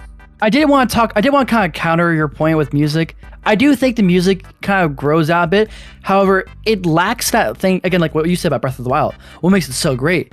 You know when you get that Guardian encounter and you feel that anxiety build up, but when you engage and you slice off those legs, hit the eye, you get that surge, you get that dynamic feel of the music. You don't get that here. You get good music, but you don't get that complementary to the design of the game. Oh, I don't hold that against Sonic Frontiers though. I think most games don't like.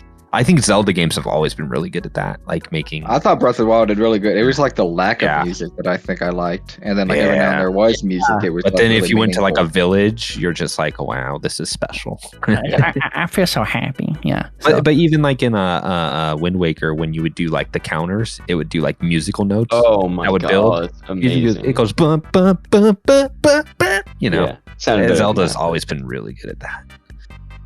It's just I think Nintendo's really good at that, but that reminds me of the Fortnite thing. Whenever you're breaking materials down, if you hit the blue circle over and over again, it has like a it goes brah, brah, like a good chime. Brah, brah, brah. It just sounds just like what you just did.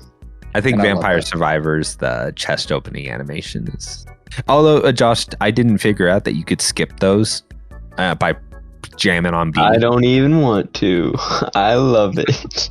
At some point though, I'm like, okay, I don't need to see the animation. I don't know. I play the game pretty passively, where I'm like watching YouTube or Netflix or something. Oh, we didn't even talk about it. Are you because I'm at the point of Vampire Survivors where I've unlocked everything that's easy to unlock, like all 5, like all 5 levels. I just have the last 2, but I have to do some really. I went really slow about levels. I'm not done with the levels. I kind of grinded and focused on unlocking like the permanent upgrades and the characters. Okay. Yeah. So I don't know what the later levels are like. I think I'm still on the 3rd level. Like I've done some of the bonus levels, but I'm on the 3rd level. That's like a factory. Yeah. Well, it's funny. I took a break to go to the bathroom, but actually that level held me up, Josh. But the lady that throws the potions, they're like the most OP thing in the game. You just get the potions really you'll last the 30 minutes. Yeah. Like automatically. I just saw the ending of Sonic 2 for the first time because my kids watch it, but I've never really seen the movie. Him going supersonic was pretty cool. Yeah, it's really cool. I love that movie. I love that movie. And I still never finished the first one. I think the movies are better than the games. That's funny. I think Sonic the Hedgehog. I was liking the first one, like the first 75% I saw. For a point of reference, Sonic Generations is my favorite Sonic. That's good. My most nostalgic is Sonic Adventure 1. I'm back. I think Adventure 2 is what really peaks as like, this is Sonic. This is I've never played it. I need to. But you really should. There's something about original Adventure, the weird like open worlds that's kind of charming. That it really doesn't have. The music in Adventure is the most nostalgic part for me. Yeah. I not recognize that at all. What about? Oh God, was that Arms? The casino one where it's like Arms. That sounded like no. The Mystic Ruins. They have like the vocal track. Oh yeah. I was stuck there for a while. Didn't know where to go. I just like go on the train, go to the city. Go back on the train. There was definitely signs where I just like ran around for hours, not knowing where to go next. I loved that about playing games as a kid. It was great. Yeah, you get lost in it. Yeah. I did that in the Kingdom Hearts 1 too. I didn't even play that game for 6 months because I got lost. It's funny because I now, if that happened now, you'd be pissed. Oh, dude, I look it up immediately. Yeah. I have no exactly. joke. I have no time. I have no time to get lost in games. I like getting lost in games. I ain't got the time. We need to get Troy like $1 million so he can like shut up and be like, I'm a retire and play video games. Oh. That'd be funny. It'd be funny. Now I just be broke and play video games. Dude, I don't even have a job right now, and I still don't have the time to play. You got those kids. You got them. It's kind of it's easier to squeeze in games than for you guys because you have a schedule. I feel like that's probably wrong. Kids would be more work. I'm like, I feel like if I had a kid, it would just give me more excuse to play different games with them. But that's probably not how that works. They never wanted. They always want to play the game that I don't. They're like Roblox, and you're like video games. I refuse to let them play Roblox. It's just not happening. Aww. But their favorite thing to bring up is Minecraft. So they're like, play Minecraft. I'm like, I don't really want to. They won't. My kids won't even know it exists. You're right. Vampire Survivors. That's a bad game. I think I've let them watch Vampire Survivors. We just played Nintendo games.